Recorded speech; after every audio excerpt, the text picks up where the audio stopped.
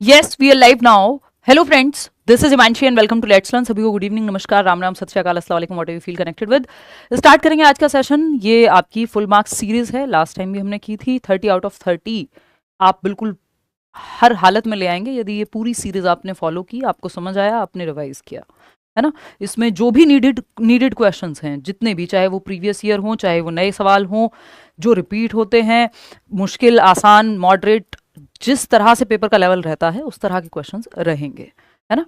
तो इस बात की चिंता बिल्कुल छोड़ देनी है कि किस तरह के सवाल कराए जाएं, कौन से, कुछ और सोचना ही नहीं है। इस सीरीज के सारे सवाल पेपर तक अगर आप कर लेते हैं, रिवाइज भी कर लेते हैं, इसका पीडीएफ आपको टेलीग्राम चैनल पे मिल जाएगा। तो ये यूट्यूब पे सीरीज जो है शुरू की है, आप लोगों का एक भरपूर कमेंट्स रहे हैं कि यूट्यूब पे भी पढ़ाओ फ्री, तो इस बार I will try my best कि जितना एक्टिव हो सकेगा रहेंगे। अभी कुछ दिनों की छुट्टियों पे भी जाना है मुझे नेक्स्ट वीक, तो मैं कोशिश कर रही हूँ। बैक टू बैक क्लासेस हैं, अभी माइग्रेन ट्रिगर हो गया है फिर से, जस्ट दवाई लेकर के ये सेशन लेना जो है, क्योंकि लेना ही है आज सेशन, तो करेंगे ही हर हालत में, है ना। फिर कुछ दिनों का ब्रेक आ जाएगा बीच में, और बैक टू बैक क्लासेस हैं स्क्रीन पे काम करने की वजह से, वो फिर से माइग्रेन ऑनगोइंग ही है। आराम था काफ़ी, बट वो ट्रिगर हो गया है। एनीवे, ये सब चलता रहेगा। आपके जीवन में भी अलग अलग तरह की समस्याएं आती रहती होंगी, ये सब पार्ट ऑफ लाइफ है, उसकी चिंता करनी नहीं है, बट पढ़ाई या काम डेली करते रहना है, ठीक है। आते हैं, समझते हैं। थोड़े से लेट भी हैं हम इस चक्कर में, तो ज़्यादा परेशान ना हो आप लोग। ये पहली क्लास है ये सीडीपी फुल मार्क्स सीरीज़ की। कोई और सवाल आपको सोचने की जरूरत नहीं है। जितने सवाल इस सीरीज में हों पेपर तक, उतने अगर आपने कर लिए, कोई प्रीवियस ईयर, कोई भी नया सवाल, कुछ भी अगर आपने कर रहे हैं और ये सारे सवाल आपको समझ में आ गए, आपने खुद से करके देखे और आपसे सॉल्व हो रहे हैं, तो टेंशन खत्म है, आपको कुछ और सोचना ही नहीं है। इनफ क्वेश्चंस इसमें हो जाएंगे, including previous year and new questions. Assertion reason के भरपूर क्वेश्चंस एंड तक जाते जाते इजी टू डिफिकल्ट रखेंगे। आसान से सवाल से, लॉलीपॉप जैसे सवाल से शुरू करेंगे, लड्डू सवाल से, और धीरे धीरे कॉम्प्लेक्सिटी बढ़ाते जाएंगे। कॉम्प्लेक्सिटी उतनी बढ़ाएंगे जितना पेपर में जरूरत है, बेवजह की नहीं। अपनी ईगो सेटिस्फाई करने के लिए सवाल कभी नहीं मिलेंगे आपको लेट्स लर्न पे एटलीस्ट। और 30 में से 30 आपके ना आए, ये भी संभावना नहीं है, यदि आपने ईमानदारी से मेहनत कर ली साथ में। करियर वेल ऐप पे जाकर के अभी 24 तारीख तक आपका फ़ी अच्छी खासा डिस्काउंटेड फ़ी है सी टेट के बैचेस की। इसके अलावा आप जे टेट, यूपी टेट, इन सब बैचेस में भी एनरोल कर सकते हैं। इनमें से जो भी एग्ज़ाम आपको देना हो, वो एग्ज़ाम के लिए आप एनरोल कर सकते हैं। लाइक शेयर सब्सक्राइब आप कर देंगे, वो कहने की बात ही नहीं है। ये सेशन का पीडीएफ, पिछले 2 सेशन का पीडीएफ राहुल रहता है पेंडिंग। हिंदी पेडागोजी और इंग्लिश पेडागोजी के साथ साथ आज वाला जो सेशन है विद आंसर्स मार्क्ड, आपको ये मिल जाएगा टेलीग्राम चैनल पे। बात सही है? चलिए फिर आगे बढ़ें। क्वेश्चन नंबर 1 देखिएगा। An effective strategy for solving ill defined problems is, यानी अपरिभाषित समस्याओं को हल करने के लिए एक प्रभावी रणनीति है। अपरिभाषित यानी इल डिफाइंड या ठीक से वेल डिफाइंड प्रॉब्लम नहीं है, है ना। एक है कि ये सवाल आपको दे दिया, आपको पता है स्टेप बाय स्टेप सॉल्यूशन निकल जाएगा, लेकिन एक ऐसी वेग सी प्रॉब्लम दे दी कि भारत में जो ये महिलाओं के प्रति हिंसा है या स्ट्रेस को कैसे कम करें जीवन में, तो अब ये वेग है, ये वेल डिफाइंड नहीं है, इसका कोई एक सॉल्यूशन नहीं है। There can be multiple solutions to it, और अलग अलग सिचुएशन में देखना पड़ेगा किसके लिए क्या कारगर है, ठीक है बात।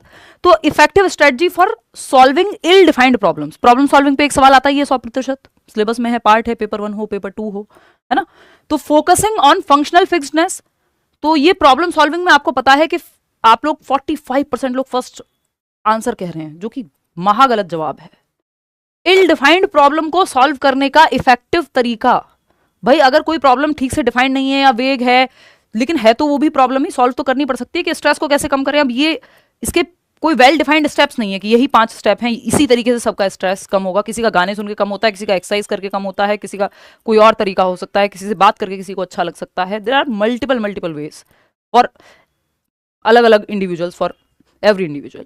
कुछ होंगे जो बेसिक से होंगे कि हाँ सब पे काम कर जाएंगे, बट इफेक्टिव तरीका सबके लिए अलग होगा। फंक्शनल फिक्सनेस कभी भी प्रॉब्लम सॉल्विंग में हेल्प कर ही नहीं सकता। फंक्शनल फिक्सनेस प्रॉब्लम क्रिएट करता है, ना कि सॉल्यूशन।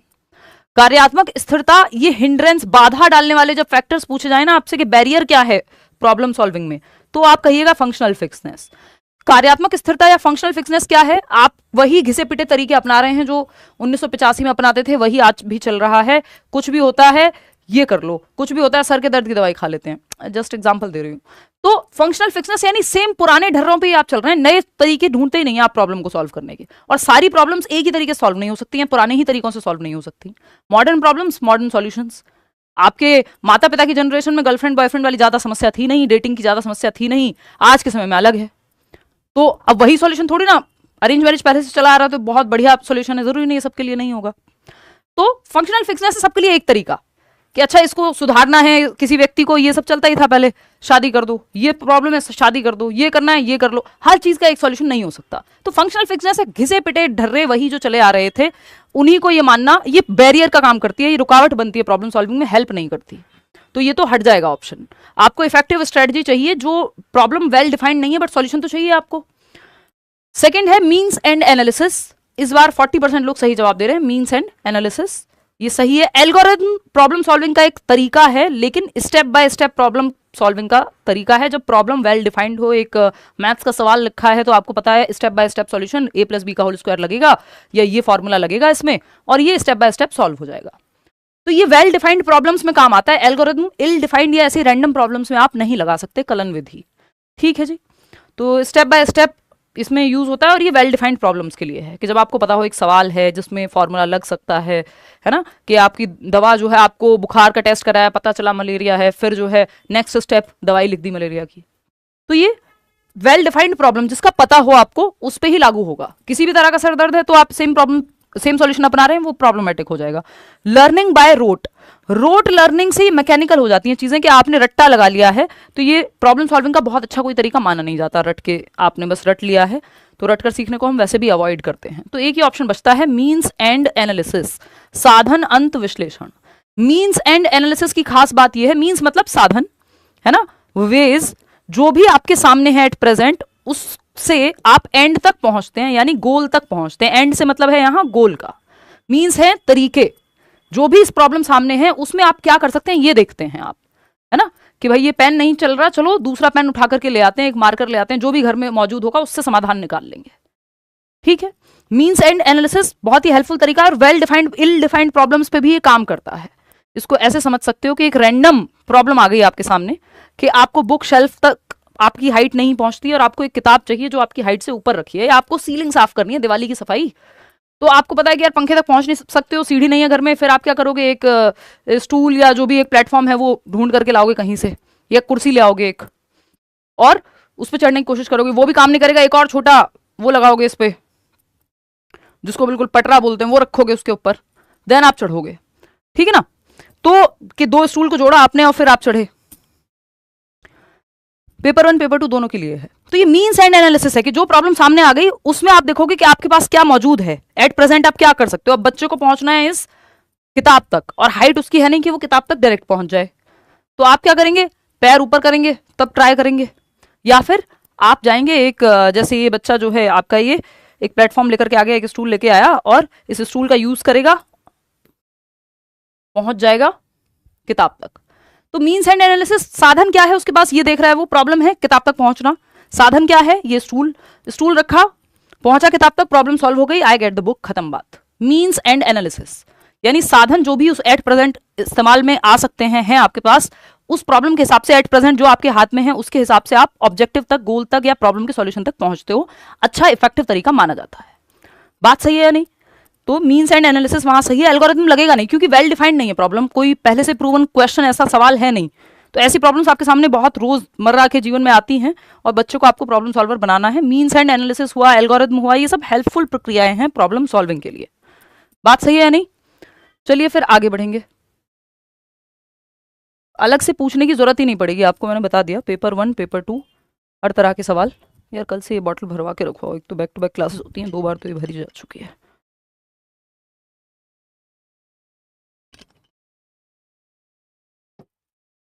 देखिएगा, क्वेश्चन नंबर 2 है, which of the following set of qualities characterises critical thinking, समालोचनात्मक चिंतन, जिसकी बात नेशनल एजुकेशन पॉलिसी भी कर रही है। 21वीं शताब्दी का कौशल कहते हैं इसको, 21st सेंचुरी स्किल्स में आता है। ये हुआ, डिजिटल एजुकेशन हुआ या डिजिटल लिटरेसी जिसको हम कह रहे हैं, कि बच्चा हर पहलू से किसी चीज को देख पाए। ये नहीं है किसी ने कह दिया, कोई अफवाह उड़ी और मान ली, ऑफिशियली वो प्रमाणित है नहीं है, उसको कहना सही है नहीं है, एथिकल है नहीं है, कोई मतलब नहीं है, बस मान लिया। तो इसमें आपने क्रिटिकल थिंकिंग 0 इस्तेमाल की। ऐसे अंधभक्ति की तरफ व्यक्ति जाता है जो उसके दिमाग को बटन ऑफ और लॉजिक विंडो से बाहर। तो क्रिटिकल थिंकिंग ना आप में बचेगी ना आप विद्यार्थियों में बचा पाएंगे। क्रिटिकल थिंकिंग फैक्ट को, ओपिनियन को, सही गलत को हर पहलू से देखने की बात करती है। तो जब हम बात कर रहे हैं निम्नलिखित में से गुणों का कौन सा समूह समालोचनात्मक चिंतन की विशेषताओं को दर्शाता है? पहला है, यानी क्रिटिकल थिंकिंग किससे दिमाग पे जोर पड़ेगा। बेसिकली क्रिटिकल थिंकिंग में आप दिशाओं में सोच पाएंगे, अलग अलग पहलू पे सोच पाएंगे, क्या फैक्ट है, क्या ओपिनियन है, सही है, गलत है, एनालाइज करेंगे, हर पहलू से सोचेंगे। एबिलिटी टू क्वेश्चन, हाँ, ये प्रश्न करने की क्षमता, किसी चीज को क्वेश्चन करने की क्षमता, इससे क्रिटिकल थिंकिंग को बढ़ावा मिलेगा। एबिलिटी टू सेल्फ रिस्पेक्ट, आत्मचिंतन, चिंतन मनन कर पाए, आप सोच पाए कि जो चीज आप सोच रहे हैं वो सही भी है या नहीं है, क्यों सही है, उसमें लॉजिक कहां है ना। Ability to test previously held assumptions, यानी पूर्व मान्यताओं को, जो पहले से अज्यूम किया हुआ है आपने, उसको टेस्ट करना, भाई ये बात सही है या नहीं है। नीट का पेपर किसी के हाथ में आया होगा और वो चला जाएगा उसको अटेम्प्ट करने, या उसने वो सही मान लिया, तो मतलब क्रिटिकल थिंकिंग तो नहीं की, वहां तो प्योर बायस्डनेस है ना, जिससे जहां से वो भी जो भी कोचिंग या जहां से भी वो शुरू हुई पूरी कहानी, तो वहां पे क्रिटिकल थिंकिंग जीरो है कि आपको हर पहलू में सोच पाए। क्यों सोचें भाई, अपना भला सोचते हैं लोग, ठीक। एबिलिटी टू थिंक कन्वर्जेंटली, ये कन्वर्जेंटली सोचना जो है, जिसमें मैंने कहा अपना भला सोचना, मतलब आप लिमिटेड सोच रहे हैं। अभिसारी चिंतन में आप 4 ऑप्शन से एक पॉइंट पे जाते हैं, जबकि आप डाइवर्जेंट थिंकिंग में क्रिटिकल थिंकिंग लग सकती है कि एक पॉइंट से आप 4 तरफ सोच पाए। तो अभिसारी थिंकिंग जो है वो क्रिटिकल थिंकिंग को प्रभावित नहीं करती, आप मतलब हेल्प नहीं करती। एबिलिटी टू थिंक कन्वर्जेंटली नहीं, डाइवर्जेंटली होना था यहाँ पे। तो ये तीनों तो सही हैं, फर्स्ट, सेकेंड और थर्ड ऑप्शन में कितने लोग सही जवाब दे रहे हैं? 63% लोग, बहुत बढ़िया, इंटेलिजेंट लोग हैं आप लोग। चलिए, third option is the right answer over here, इसमें ज्यादा हमें आवश्यकता नहीं है फर्दर डिस्कशन की। क्वेश्चन नंबर 3 देखिएगा, अच्छा सवाल है। Which of the following statement about the role of heredity and environment is in the development of a child is correct? आनुवांशिकता और वातावरण की भूमिका के संबंध में कौन सा कथन सही है? 4 ऑप्शंस हैं। पहला है, while heredity contributes in unfolding of the child's characteristic traits, the entirety of a child's development is solely based on environmental factors. यानी हालांकि आनुवांशिकता बच्चे के विशिष्ट लक्षणों के विकास में योगदान देती है, यानी कैरेक्टरिस्टिक्स डेवलप होते हैं हेरिडिटी से, बट ये कह रहे हैं कि लेकिन बच्चे का संपूर्ण विकास केवल वातावरण से तय होता है। फालतू बात, सिर्फ वातावरण, सिर्फ हेरिडिटी पॉसिबल ही नहीं है, डेवलपमेंट दोनों का प्रोडक्ट है। बात सही है, किसी एरिया में डेवलपमेंट ज्यादा महत्वपूर्ण है, किसी एरिया में एनवायरमेंट ज्यादा महत्वपूर्ण है, किसी में हेरिडिटी। ये कह रहे हैं सिर्फ एनवायरमेंट से डेवलपमेंट हो जाएगा, तो हेरिडिटी का रूल तो इन्होंने बिल्कुल जीरो कर दिया, जो कि गलत है। While heredity provides the genetic blueprint for an individual's development, the expression of those genes can be influenced by environmental factors. हालांकि आनुवांशिकता किसी व्यक्ति के विकास के लिए वंशानुगत खाका प्रदान करती है, जेनेटिक ब्लूप्रिंट देती है, जो मैचुरेशन में भी होता है कि हेरिडिटी से प्रभावित है ना। तो हेरिडिटी आपका जेनेटिक ब्लूप्रिंट देगी कि भाई ये समस्याएं हैं, ये बीमारियां होंगी, ये क्षमताएं होंगी, है ना। स्पोर्ट्स पर्सन का बच्चा है तो एक हेरिडेटरी एज लेके वो सामने जाएगा कि उसको जेनेटिक मेकअप अच्छा मिलेगा, अगर दोनों माता पिता एथलीट्स हैं मान लीजिए फॉर दैट मैटर, ठीक। लेकिन the expression of those genes can be influenced by environmental factors. ये जो जीन्स है, ये जो जेनेटिक कोडिंग है, ये एक्सप्रेस कैसे होंगे, अनफोल्ड कैसे होंगे, एनवायरमेंट पे भी निर्भर करेगा। आप किसी भी एथलीट को उठा लीजिए, फॉर एग्जाम्पल विराट कोहली, अनुष्का शर्मा, सब देखते हैं इंटरनेट पे, उनका कोई भी एक बच्चा, मतलब जो भी करंट बच्चे हैं, एक हाइपोथेटिकल सिचुएशन ले लेते हैं, तो हम मान के चल रहे हैं कि हेरिडेटरी क्षमता अच्छी होगी, स्पोर्ट्स पर्सन है, फिट दिखती हैं वो भी, उनकी वाइफ भी, तो ये दोनों हम मानेंगे कि जेनेटिक मेकअप जो है स्पोर्ट्स की एप्टीट्यूड के साथ बच्चे में वो क्षमता होगी। और अगर इस तरह के पेरेंट्स का बच्चा कोई economically weaker, socio economically weaker section में चला जाए, अडॉप्ट कर लिया या वॉट, किसी भी सिचुएशन में, नाम हटा दो, ऐसे ही इन जनरल मान लो कि एथलेटिक लोग हैं, बच्चा किसी ऐसे परिवार में बड़ा होता है जहां खाने की भी ठीक ठाक स्थिति नहीं है, मेल न्यूट्रिशन का शिकार हो जाता है, यानी कुपोषण का शिकार हो जाता है। तो अब हेरिडेटरी क्षमता तो थी, जेनेटिक ब्लूप्रिंट तो बहुत अच्छा मिला था कि अगर एनवायरमेंट अच्छा मिलता तो बढ़िया एथलीट बनता या बहुत बढ़िया कुछ कर सकता था, लेकिन एनवायरमेंट में खाना भी ठीक से नहीं मिला तो बॉडी ठीक से डेवलप भी नहीं हो पाएगी। तो ब्लूप्रिंट तो देती है हेरिडिटी, लेकिन ये एक्सप्रेस कैसे होगा, इसमें एनवायरमेंट का भी रोल है। कई सारी चीजें एनवायरमेंट में निकलकर, अगर अच्छा एनवायरमेंट है तो कुछ प्रॉब्लम्स हो सकता है कि आपकी डिस्पोजिशन जिसको हम कहते हैं, यानी हेरिडेटरी है एक डिस्पोजिशन के, आपके घर में कोई एक पर्टिकुलर बीमारी है वो चले आ रही है और आप ध्यान रखते हैं बहुत हेल्दी, आपको पता है पहले से कि डायबिटिक होने का खतरा है, तो आप शुरुआत से अपना जीवन उसी तरह से जीते हैं और बेस्ट ऑफ जो भी एनवायरमेंट में हो सकता है, चाहे वो मेडिकल असिस्टेंस हो, चाहे वो पोषण हो, आपका न्यूट्रिशन हो, वो करते हैं, तो हो सकता है वो चीज़ बहुत हद तक डिले हो जाए या हो ही ना आपको। तो एक्सप्रेशन जो है वो एनवायरमेंटल फैक्टर्स पे होगा, बेशक जेनेटिक कोडिंग में चीज़ें हो, एक्सप्रेशन जो है जीन्स का वो एनवायरमेंटल फैक्टर से प्रभावित होगा, पूरी तरह से एलिमिनेट होना नहीं, पॉजिटिवली और नेगेटिवली प्रभावित हो सकता है। Both heredity and environment contribute 50% each in the development of a child. ये कहना एकदम बकवास बात होगी, 50-50% दोनों की भूमिका होती है, गणित नहीं है, प्रोडक्ट है। हेरिडिटी एंड एनवायरमेंट एडिटिव नहीं होते, सब्ट्रैक्टिव नहीं होते, और ना ही ये डिविजिबल होते हैं। हेरिडिटी एंड एनवायरमेंट का प्रोडक्ट है डेवलपमेंट, इसको ऐसे समझिएगा। 50-50% कोई नहीं कह सकता, किसी क्षेत्र में हेरिडिटी का महत्व ज्यादा होगा, किसी क्षेत्र में एनवायरमेंट का महत्व ज्यादा होगा, दोनों की बराबर भूमिका है, ऐसा वुडवर्थ कहते हैं। बराबर का मतलब परसेंटेज में नहीं है, किसी क्षेत्र में हेरिडिटी, किसी में एनवायरमेंट, किसी में कुछ कम परसेंटेज। जैसे आंखों का रंग टोटली हेरिडिटी से निर्धारित है, लेकिन विजन, अच्छा न्यूट्रिशन, बहुत सारे फैक्टर्स पे डिपेंड करेगा कि आप बचपन से बस कार्टून पे बैठे रहते थे, है ना, एनवायरमेंट कैसा मिला उस पर डिपेंड करेगा। तो डेवलपमेंट में हेरिडिटी प्लस एनवायरमेंट नहीं होता कि 50% हेरिडिटी 50% एनवायरमेंट नहीं होता। ये एडिटिव नहीं होते, यानी योगात्मक नहीं होते हेरिडिटी और एनवायरमेंट। ये डिविजिबल नहीं होते, यानी इनको भाग भी नहीं कर सकते, ये आता है सवाल। और ये क्या नहीं होते, सब्ट्रैक्टिव भी नहीं है कि हेरिडिटी माइनस एनवायरमेंट या एनवायरमेंट माइनस हेरिडिटी बराबर डेवलपमेंट, नहीं। Development is the product of heredity and environment. आनुवंशिकता और वातावरण का गुणनफल है विकास जो है, ठीक है। इसमें परसेंटेज आप तय नहीं कर सकते किसमें कितना होगा। डिस्पोजिशंस, जो लास्ट ऑप्शन है, dispositions are linked with environmental factors but actual development occurs on the basis of heredity. यानी स्वभाव वातावरणीय कारकों से जुड़े होते हैं, लेकिन वास्तविक विकास आनुवंशिकता के आधार पर होता है। देखिए यही इन्होंने गलत कह दिया, ये जो डिस्पोजिशन है ये आनुवंशिकता से प्रभावित होती है, यानी ये जो स्वभाव है वातावरणीय कारकों से नहीं, डिस्पोजिशंस में काफी रोल है हेरिडिटी का, ठीक है ना, काफी रोल है हेरिडिटी का कि आपको किस बीमारी के प्रति या क्या क्षमताएं आप में होंगी, वो हेरिडिटी डिस्पोजिशन तय करती है कि आपका एक स्टेट क्या होगा। एनवायरमेंट नहीं तय करेगा इसको, एनवायरमेंट प्रभावित करेगा। तो बेटर ऑप्शन यहां पे हमारे पास एक ही था, वो था क्या, heredity provides the genetic blueprint. एक जेनेटिक ब्लूप्रिंट देती है, हेरिडिटी डिसाइड करती है how far you will go, but environment can decide करेगा कि एनवायरमेंट मिलेगा कैसे। इस पे और चर्चा आगे आने वाले सेशंस में करेंगे, सारा कुछ एक दिन में पढ़ लोगे तो दिमाग घूम जाएगा। क्वेश्चन नंबर 4 देखिएगा, Arpita and Anu give their books to each other since both consider it an equal exchange of favours. At which level of Kohlberg's moral development theory are Arpita and Anu. Arpita and Anu दो दोस्त हैं, दोनों अपनी किताबें एक दूसरे को देते हैं और कहते हैं कि एहसानों का एक समान आदान प्रदान है, ये इक्वल एक्सचेंज ऑफ फेवर है। तुम मुझे खून दो, मैं तुम्हें आजादी दूंगा, मतलब वो थोड़ा एक अलग लेवल की मॉरलिटी पे चला जाता है, बट आपको ये एग्जांपल समझ में जल्दी से आता है कि भाई तुम मुझे लंच खिलाओगी तो मैं तुम्हारे लिए कल चॉकलेट लेके आऊंगी, या तुम मुझे होमवर्क के लिए अपनी कॉपी दे दो ये वाले सब्जेक्ट की, मैं तुम्हें दूसरे सब्जेक्ट की कॉपी दे देती हूँ जिसमें मेरा काम पूरा है।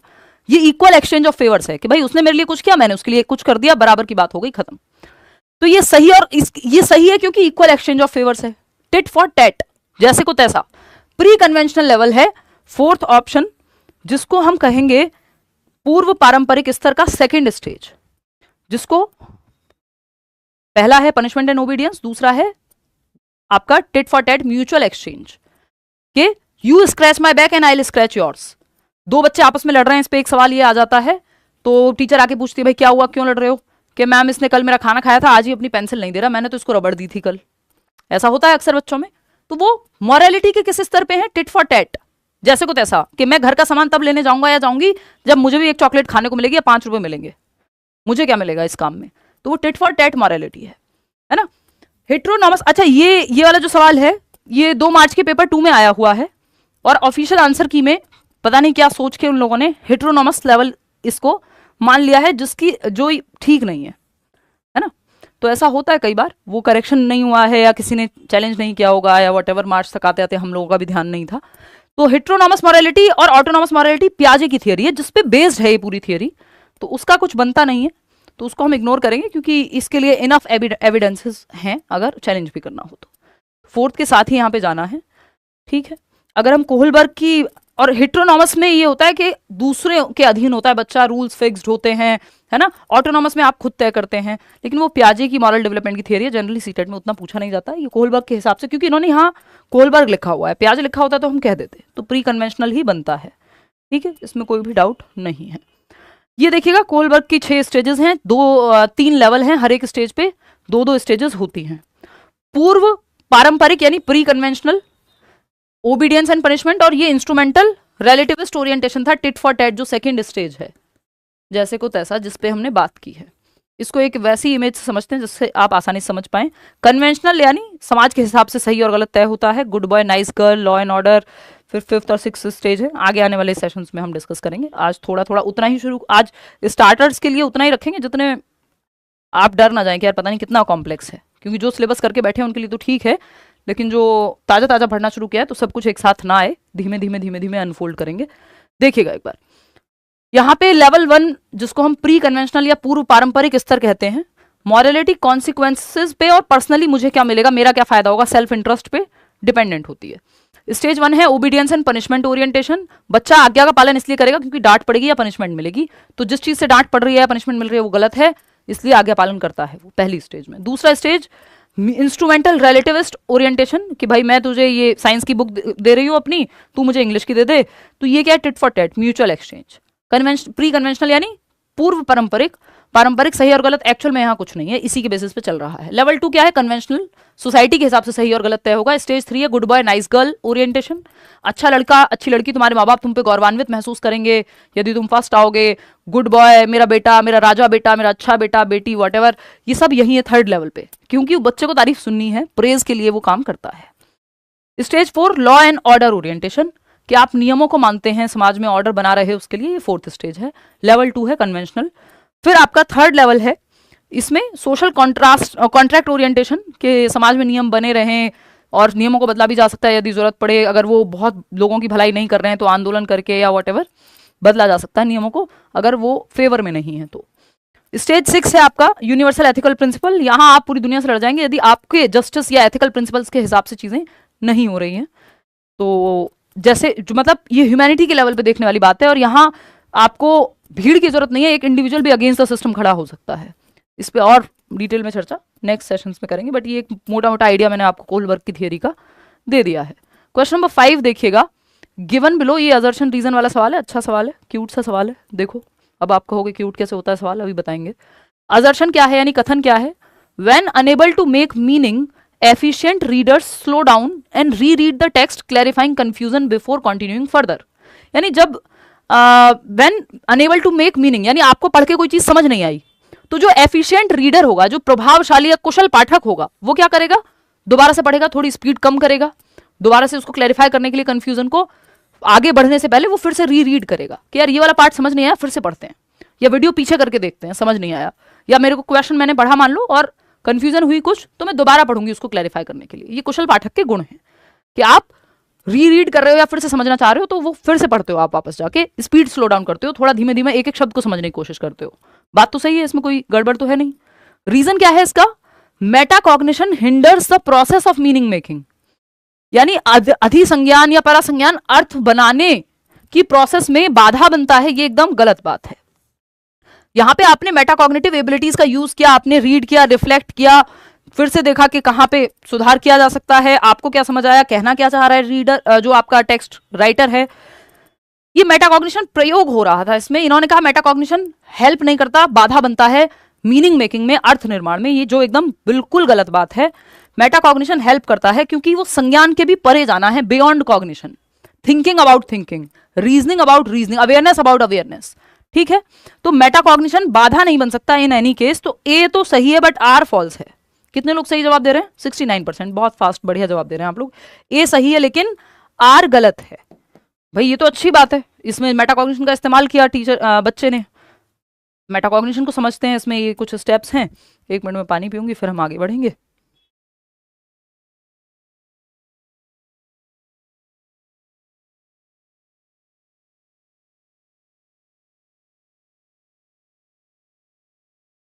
देखिएगा, जब मेटाकॉग्निशन की बात कर रहे हैं तो परासंज्ञान बोलते हैं हिंदी में। मेटा का मतलब है बियॉन्ड, यानी परा या परे कह सकते हो आप हिंदी में। कॉग्निशन का मतलब है संज्ञान, यानी थिंकिंग, रीजनिंग, प्रॉब्लम सॉल्विंग, इन सब पे भी सोच पाना, beyond thinking, thinking beyond thinking. Cognition यानी संज्ञान, जिसमें सारी दिमाग की प्रक्रियाएं जुड़ी होती हैं। तो इसमें कुछ स्टेप्स होते हैं मेटाकॉग्निशन को बढ़ावा देना चाहिए। जैसे plan what do I need to do, कि आपको पेपर क्लियर करना है, अब आप सोचते हैं कि यार किया क्या जा सकता है, पिछली बार फेल हुआ या नहीं क्लियर हो पाया या नंबर कम आ रहे हैं या इस टॉपिक में सब्जेक्ट में डिफिकल्टी है, प्लान क्या बनाया जाए, जरूरत क्या है, पेपर क्लियर करना है तो क्या करने की जरूरत है, इस चीज को आप प्लान करते हैं। बात ठीक है। I am thinking about my thinking, कि भाई मेरी स्ट्रेंथ क्या है, वीकनेस क्या है, गड़बड़ कहाँ हुई थी, आप प्लान कर रहे हैं, अभी सोच रहे हैं अपनी ही चिंतन, प्लान क्या होना चाहिए या पेपर कैसे क्लियर करेंगे इस पे सोच रहे हैं, अपनी स्ट्रेंथ क्या है, वीकनेस क्या है, वो सब सोचेंगे। फिर मॉनिटर करेंगे, हाउ एम आई डूइंग, अच्छा आपके लिए सही समय कौन सा है पढ़ने के लिए, आप दिन में ज्यादा अच्छे से पढ़ पाते हैं कि दोपहर में ज्यादा अच्छे से पढ़ पाते हैं, या पिछली बार कहाँ कमी रह गई थी, कहाँ आप ठीक से नहीं पढ़ पाए थे, तो आप ये सब कुछ सोच के एक प्लान बनाते हैं। ठीक है, तो प्लानिंग, मॉनिटरिंग यानी रिफ्लेक्ट कर रहे हैं, मॉनिटर कर रहे हैं, हाउ एम आई डूइंग, आप हफ्ते में एक टेस्ट लगाते हैं कि यार एक टेस्ट लगाऊंगा। फिर आप इवेल्युएट करते हैं कि क्या मेरे गोल तक मैं पहुंच पाया कि नहीं पहुंच पाया, जितना सोचा था इस हफ्ते पढ़ने का पढ़ पाया कि नहीं पढ़ पाया। ठीक, फिर एडजस्ट करते हैं, आप प्लान में जहां जरूरत है उसको चेंज करते हैं कि बेटर क्या किया जा सकता है, इस एडजस्टमेंट को रिफ्लेक्शन कह सकते हो। तो इसमें आप प्लानिंग करते हैं, रिव्यू करते हैं, अपना प्लान मॉनिटर करते हैं, रिफ्लेक्ट करते हैं, जहां जरूरत होती है इवेल्युएट करते हैं, फिर से अपने प्लान को ठीक करते हैं कि भाई ये गलती पिछली बार भी हुई थी, इसको ऐसे नहीं करना है ना। आप अपने आप से जब बातें करके समझने की कोशिश कर रहे हैं, अपनी ही थिंकिंग प्रोसेस पे और थॉट दे पा रहे हैं, तो प्लान कर पा रहे हैं, रिव्यू कर पा रहे हैं, रिफ्लेक्ट कर पा रहे हैं, चिंतन मनन कर पा रहे हैं, इसको मेटाकॉग्निशन कहते हैं। क्वेश्चन नंबर 6 देखिएगा, क्या कहता है सवाल, विच of the following sets describe ways in which a school should be inclusive, यानी इंक्लूसिव मतलब हर तरह का बच्चा सीख सके, चाहे वो पर्सन्स विद डिसेबिलिटी हो, चाहे वो गिफ्टेड बच्चा हो, टैलेंटेड बच्चा हो, एवरेज आईक्यू वाला बच्चा हो, कोई लर्निंग डिसेबिलिटी या लर्निंग डिफिकल्टी डिसलेक्सिया वगैरह वाला बच्चा हो, हर बच्चे को आप इंक्लूड कर सकें, उसको इंक्लूसिव एजुकेशन कहते हैं, हर बच्चा समाहित हो सके, एजुकेशन फॉर ऑल। तो पूछा जा रहा है कौन से वेज में आप प्रमोट कर सकते हैं इंक्लूसिव एजुकेशन को। Modification of curriculum as required, पाठ्यचर्या में जहां जरूरत हो परिवर्तन कीजिए ताकि हर बच्चे को समझ में आ पाए, हर बच्चे की नीड के हिसाब से हो, सही बात है। एक्टिविटीज इस तरह की हो कि हर बच्चा इंक्लूड हो पाए।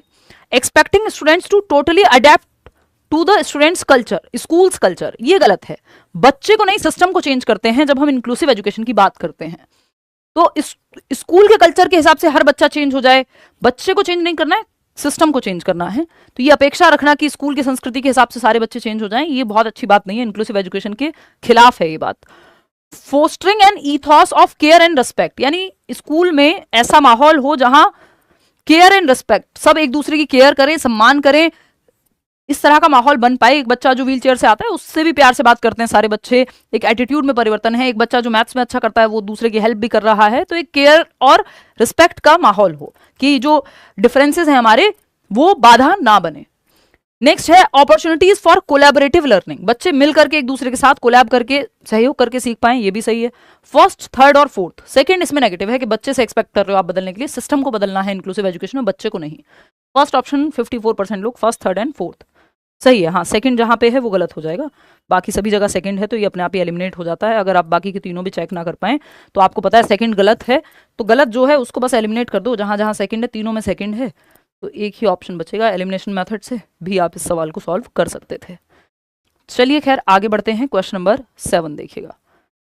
विच of the following statement about socialisation is correct, सामाजिकरण के बारे में कौन सा एक कथन है जो सही है। सामाजिकरण क्या है, एक प्रक्रिया है समाज में रहने की, समाज के मूल्यों को सीखने की, समाज में जो उचित अनुचित व्यवहार हैं उनको जानने की, है ना। तो the process by which you acquire social values, norms, सही गलत, एक्सपेक्टेड नॉन एक्सपेक्टेड व्यवहार क्या है, कहाँ क्या पहनना है, कहाँ कैसे बोलना है, ये सब आप समाज में रहने के तौर तरीके बेसिकली सामाजिकरण की प्रक्रिया से सीखते हैं। तो पूछा क्या है कि कौन सी बात सही है सामाजिकरण की प्रक्रिया के बारे में। अलग अलग समाज हैं, अलग अलग कंट्रीज हैं, अलग अलग इवन राज्यों में आपको अलग अलग तरह का कल्चर मिल जाएगा, अलग अलग समाज में अलग अलग चीजें सही और गलत मानी जाती हैं। तो पहला ऑप्शन है socialisation cultivates shared sources of meaning and value, यानी सामाजिकरण जो है वो कल्टिवेट करता है shared sources of meaning and value, यानी मीनिंग एंड वैल्यू, यानी सामाजिकरण अर्थ और मूल्य के आधार पर साझा स्रोतों का निर्माण करता है कि भाई एक मीनिंग क्रिएट होगा और वैल्यू क्रिएट होगी शेयर्ड। कैसे? क्योंकि दो लोग हैं जो सेम वैल्यूज में विश्वास रखते हैं, सेम तरह से सोशलाइज हुए हैं, ये भी इस भगवान में मानता है या मानती है और ये भी सही और गलत या सच बोलने में विश्वास रखता है या रखती है, तो दोनों दोस्त हैं, है ना, उनके यहाँ सेम त्योहार मनाए जाते हैं, या फिर वो जिस तरह से सोचता है, हो सकता है त्योहार नहीं भी मनाए जाते हो तब भी दोस्त हो सकते हैं, डिफरेंसेस का प्रॉब्लम यहाँ पे नहीं है, बट शेयर्ड अगर हैं चीजें तो मीनिंग और वैल्यू में काम आती हैं, कल्टीवेट करता है सोशलाइजेशन। अगर आप समाजीकरण, समाज के प्रति एक पॉजिटिव एटीट्यूड को कल्टीवेट करेगा। बात तो सही है। Socialisation is culture independent and context neutral, ये नहीं कह सकते हम। समाजीकरण कल्चर इंडिपेंडेंट नहीं हो सकता। समाजीकरण की प्रक्रिया समाज में जो चीजें हो रही हैं उसी को सीखने का तो तरीका है, तो इस सांस्कृतिक रूप से स्वतंत्र नहीं हो सकता। जिस संस्कृति में आप बड़े हो रहे हैं, पल बढ़ रहे हैं, वहीं के नॉर्म्स को आप एक्वायर करते हैं। नेक्स्ट है socialisation happens only during childhood.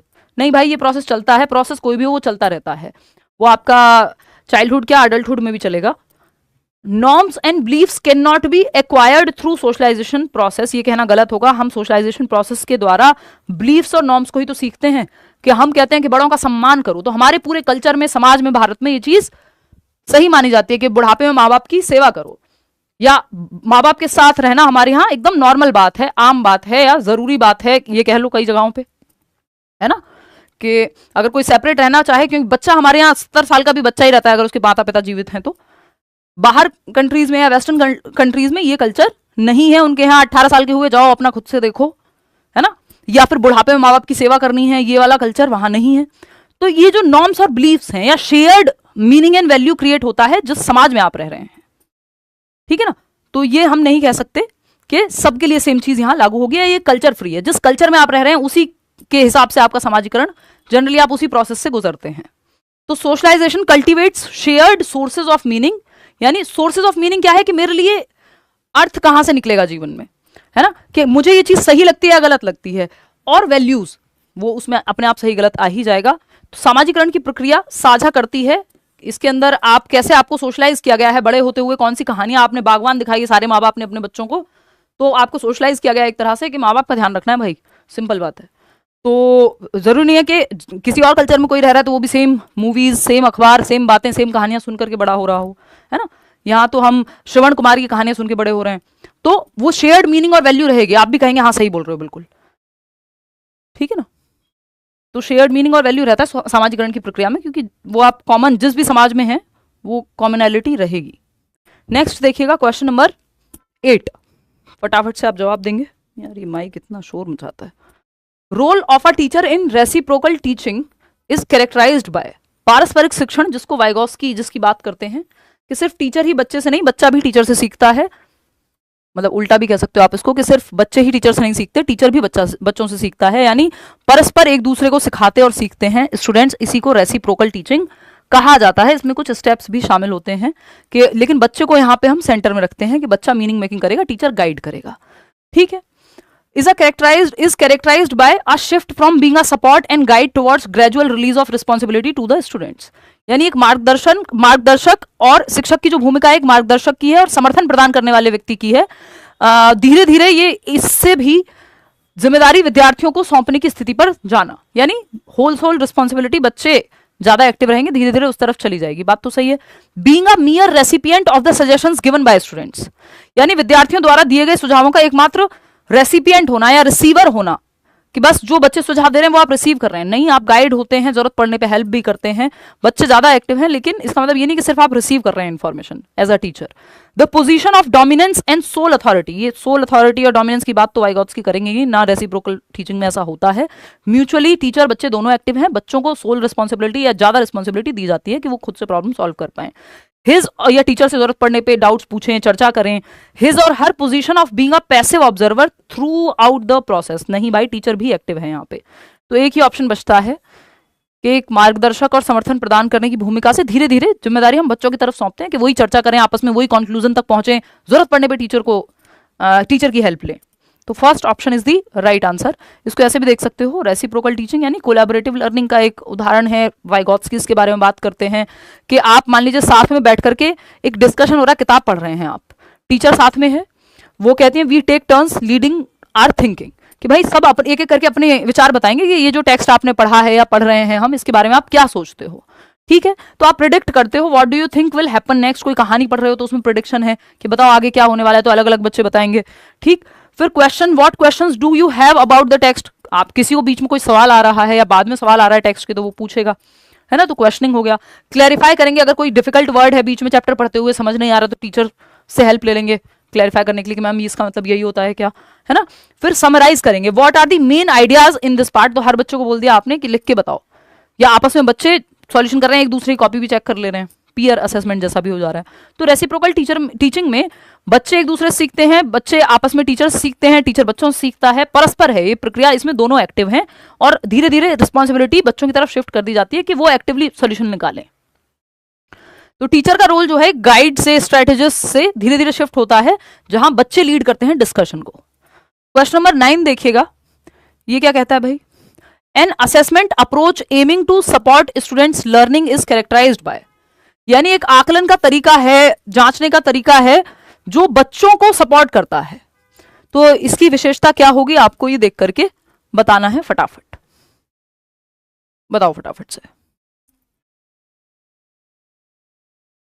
84% लोग फर्स्ट कह रहे हैं, चलिए देख लेते हैं। Consideration of method of solving the problem along the outcome, यानी परिणामों के साथ साथ समस्या को हल करने की विधि को भी ध्यान में रखना। हाँ, तो विद्यार्थी को यहां पे हम सपोर्ट कर रहे हैं कि जो जिस मेथड से प्रॉब्लम सॉल्व हुई है आउटकम पे भी और मेथड पे भी फोकस करना, इस चीज का आकलन किया जाए कि कैसे सॉल्व किया है प्रॉब्लम को। Focus on inaccuracies only while ignoring the process and endeavours, नहीं सिर्फ गड़बड़ियों पे ही ध्यान देना ये कोई बहुत अच्छी अप्रोच नहीं है असेसमेंट की। Exams done at the end of the year, सिर्फ अंत में ही पेपर होगा ये भी गलत है, ड्यूरिंग द ईयर चलना चाहिए। थ्रू ऑब्जेक्टिव टाइप क्वेश्चंस, नहीं जी, कई मल्टीपल एक्टिविटीज के द्वारा आकलन किया जा सकता है। Evaluation and marking based on standardized quiz based test, नहीं भाई, जहां जरूरत पड़े आपको फॉर्मेटिव तरीके, क्रिएटिव तरीके भी अपनाने हैं, सिर्फ स्टैंडर्डाइज तरीके ही नहीं। तो first option, teacher made test की भी कई बार जरूरत पड़ती है, first option is the right answer के परिणामों के साथ साथ समस्या को हल करने की विधि को भी ध्यान में रखा जाए कि किस तरह से प्रॉब्लम सॉल्व हुई है, सिर्फ रट के तो नहीं किसी ने जवाब दे दिया है। तो ये अच्छे आकलन के तरीके होंगे। बच्चा जहां एक्टिव है वो आंसर सही है, सिंपल बात ये है, सबसे बेहतरीन तरीके से एक्टिव वो फर्स्ट ऑप्शन में ही था। क्वेश्चन नंबर 10 देखिएगा, which of the following is an effective strategy of emotional regulation, यानी इमोशनल रेगुलेशन की इफेक्टिव स्ट्रेटजी या प्रभावी युक्ति कौन सी है कि भावनात्मक नियमन या इमोशंस को मैनेज करना या कंट्रोल करने की इफेक्टिव यानी बेहतरीन स्ट्रेटजी या रणनीति कौन सी है। पहला ऑप्शन आपके सामने है, channelling emotions to use them as a source of inspiration and creative endeavours, यानी भावनाओं को प्रेरणा और रचनात्मक प्रयास के स्रोत के रूप में उपयोग करने के लिए प्रयोग करना, यानी आप इमोशंस को चैनल कर रहे हैं, एक दिशा दे रहे हैं, डायरेक्शन दे रहे हैं। To use them as a source of inspiration, कि आपके इमोशंस आपको गाइड कर रहे हैं, एक इंस्पिरेशन की तरह काम कर रहे हैं आपके लिए। एंड क्रिएटिव एंडेवर्स, कि आपको बहुत दर्द है तो आप एक गाना लिख रहे हैं, बहुत सुंदर शायरी लिख रहे हैं, तो आपने बजाय कि आप फोन पे लगे हुए हैं या आप 100 बार किसी को कॉल कर रहे हैं, फोन आपका कोई उठा नहीं रहा और वो दूसरे को परेशान करना भी हो गया, है ना, कि आपको अब ब्रेकअप हो गया आपका, अब वो जहां से गुजरे वहीं पहुंच जाते हैं आप। तो ये चैनल करना बहुत अच्छे से नहीं है, इमोशनल मैनेजमेंट का बहुत अच्छा पार्ट नहीं है, इमोशनल रेगुलेशन का बहुत अच्छा तरीका नहीं है। जब आप चैनल करेंगे इमोशंस को, एक रिसोर्स की तरह यूज करेंगे, उनको दिशा दे पाएंगे। कि वो इंतकाम देखेगी वाली मूवी याद आ गई मुझे कि आईएएस बन जाइए लेकिन इंतकाम मत देखिए, ठीक है। सेकेंड ऑप्शन है waiting until emotions escalate to the point of losing control, कि अब आप इंतजार तब तक करते हैं जब तक भावनाओं पर नियंत्रण खोने तक का इंतजार करते हैं कि एक दिन फटेंगे बस। अभी आप क्या महसूस कर रहे हैं उस पर फोकस ही नहीं है आपका, ना आप जर्नल करके लिख रहे हैं, ना कोई थेरेपी ले रहे हैं। एक साथ एक दिन आएगा जब आप या तो सीधा डॉक्टर के पास जाएंगे, या आप भड़केंगे, या आप कुछ तो आपके हाथ से बात निकल चुकी होगी, आप इमोशंस को पहले मैनेज ही नहीं कर रहे हैं या देख ही नहीं रहे हैं कि कैसा आपको महसूस होता है डेली बेसिस पे। तो waiting until emotions escalate to the point of losing control, कि आपके हाथ से कंट्रोल चला जाए, या आप कोई इस तरह की हरकत कर दें जो इलीगल भी हो सकती है ना, या किसी और को नुकसान पहुंच सकता है, तब तक वेट करना कोई इमोशनल रेगुलेशन नहीं है, ये बेवकूफी हो जाएगी। Reacting impulsively to emotional triggers, कि इमोशनल ट्रिगर्स पे इंपल्सिवली रिएक्ट करना, कि गुस्सा आया थप्पड़ लगा दिया किसी को, इंपल्स थी उस पर एक्ट कर गए, प्रॉब्लमेटिक हो जाएगा, है ना, बार बार ये होगा तो दिक्कत होगी। Suppressing emotions in order to confirm to social norms, ये बहुत करते हैं हमारे समाज में, खूब सिखाया जाता है और महिलाओं को तो भरपूर सिखाया जाता है कि सप्रेस करते रहो इमोशंस को, दबाते रहो इमोशंस को, in order to confirm to social norms, कि आप दहेज के खिलाफ हैं लेकिन सब लगे हुए हैं कि नहीं ये तो गिफ्ट है। अब आप क्या करेंगे, सप्रेस करेंगे अपनी भावनाओं को, क्योंकि आपकी वैल्यू के अनुरूप नहीं जा रही है ये चीज, तो आप दबा रहे हैं ताकि कंफर्म कर सकें सोशल नॉर्म्स में, कि भाई ये आसपास जो ये 4 लोग हैं या दोस्त हैं तो इनको ठीक लगे, या परिवार के हिसाब से चीजें हो जाएं, तो ये आप करने की कोशिश कर रहे हैं, जो कि बहुत अच्छा तरीका नहीं है। सामाजिक मानदंडों के अनुरूप भावनाओं को दबाना, तो इससे आज नहीं तो कल प्रॉब्लम बनेगी, या तो आप दवाइयां खाते हुए मिलेंगे, मतलब जो कि बुरी बात नहीं है, सबके लिए अलग अलग तरीके से। लेकिन इमोशनल कोशिश क्या करनी है, सबसे जो बेहतर इफेक्टिव स्ट्रेटजी है वो ये है कि channelling emotions to use them as a source of inspiration and creative endeavours. भावनाओं को प्रेरणा और रचनात्मकता, कुछ क्रिएटिवली यूज करना, अपने इमोशंस को फ्यूल की तरह यूज करना, जिससे आप कुछ क्रिएट कर पाए। चाहे वो करियर हो आपका, चाहे वो आप कुछ लिखते हो, चाहे आप गाते हो, चाहे आप एक्सरसाइज करने में अपनी एनर्जी लगा रहे हो, तो इमोशनल रेगुलेशन पॉजिटिव तरीके से हो जाएगा, जो बेहतर तरीका है, हेल्दी तरीका है। First option is the right answer. आगे बढ़ेंगे, question number 11। Learning about a concept और कैटेगरी इज ईजियर इफ। आप एक संप्रत्यय को, एक कॉन्सेप्ट को बेहतर तरीके से, आसानी से सीख पाएंगे यदि previous knowledge about the concept is not activated. उल्टा है, अगर प्रीवियस नॉलेज एक्टिवेटेड होगी, जो पूर्व ज्ञान से नए ज्ञान को जोड़ना आसानी से आपको कॉन्सेप्ट समझ में आ जाएगा यदि प्रीवियस नॉलेज से न्यू नॉलेज को जोड़ दिया जाए। फिर है concept is represented in abstract and complex veg.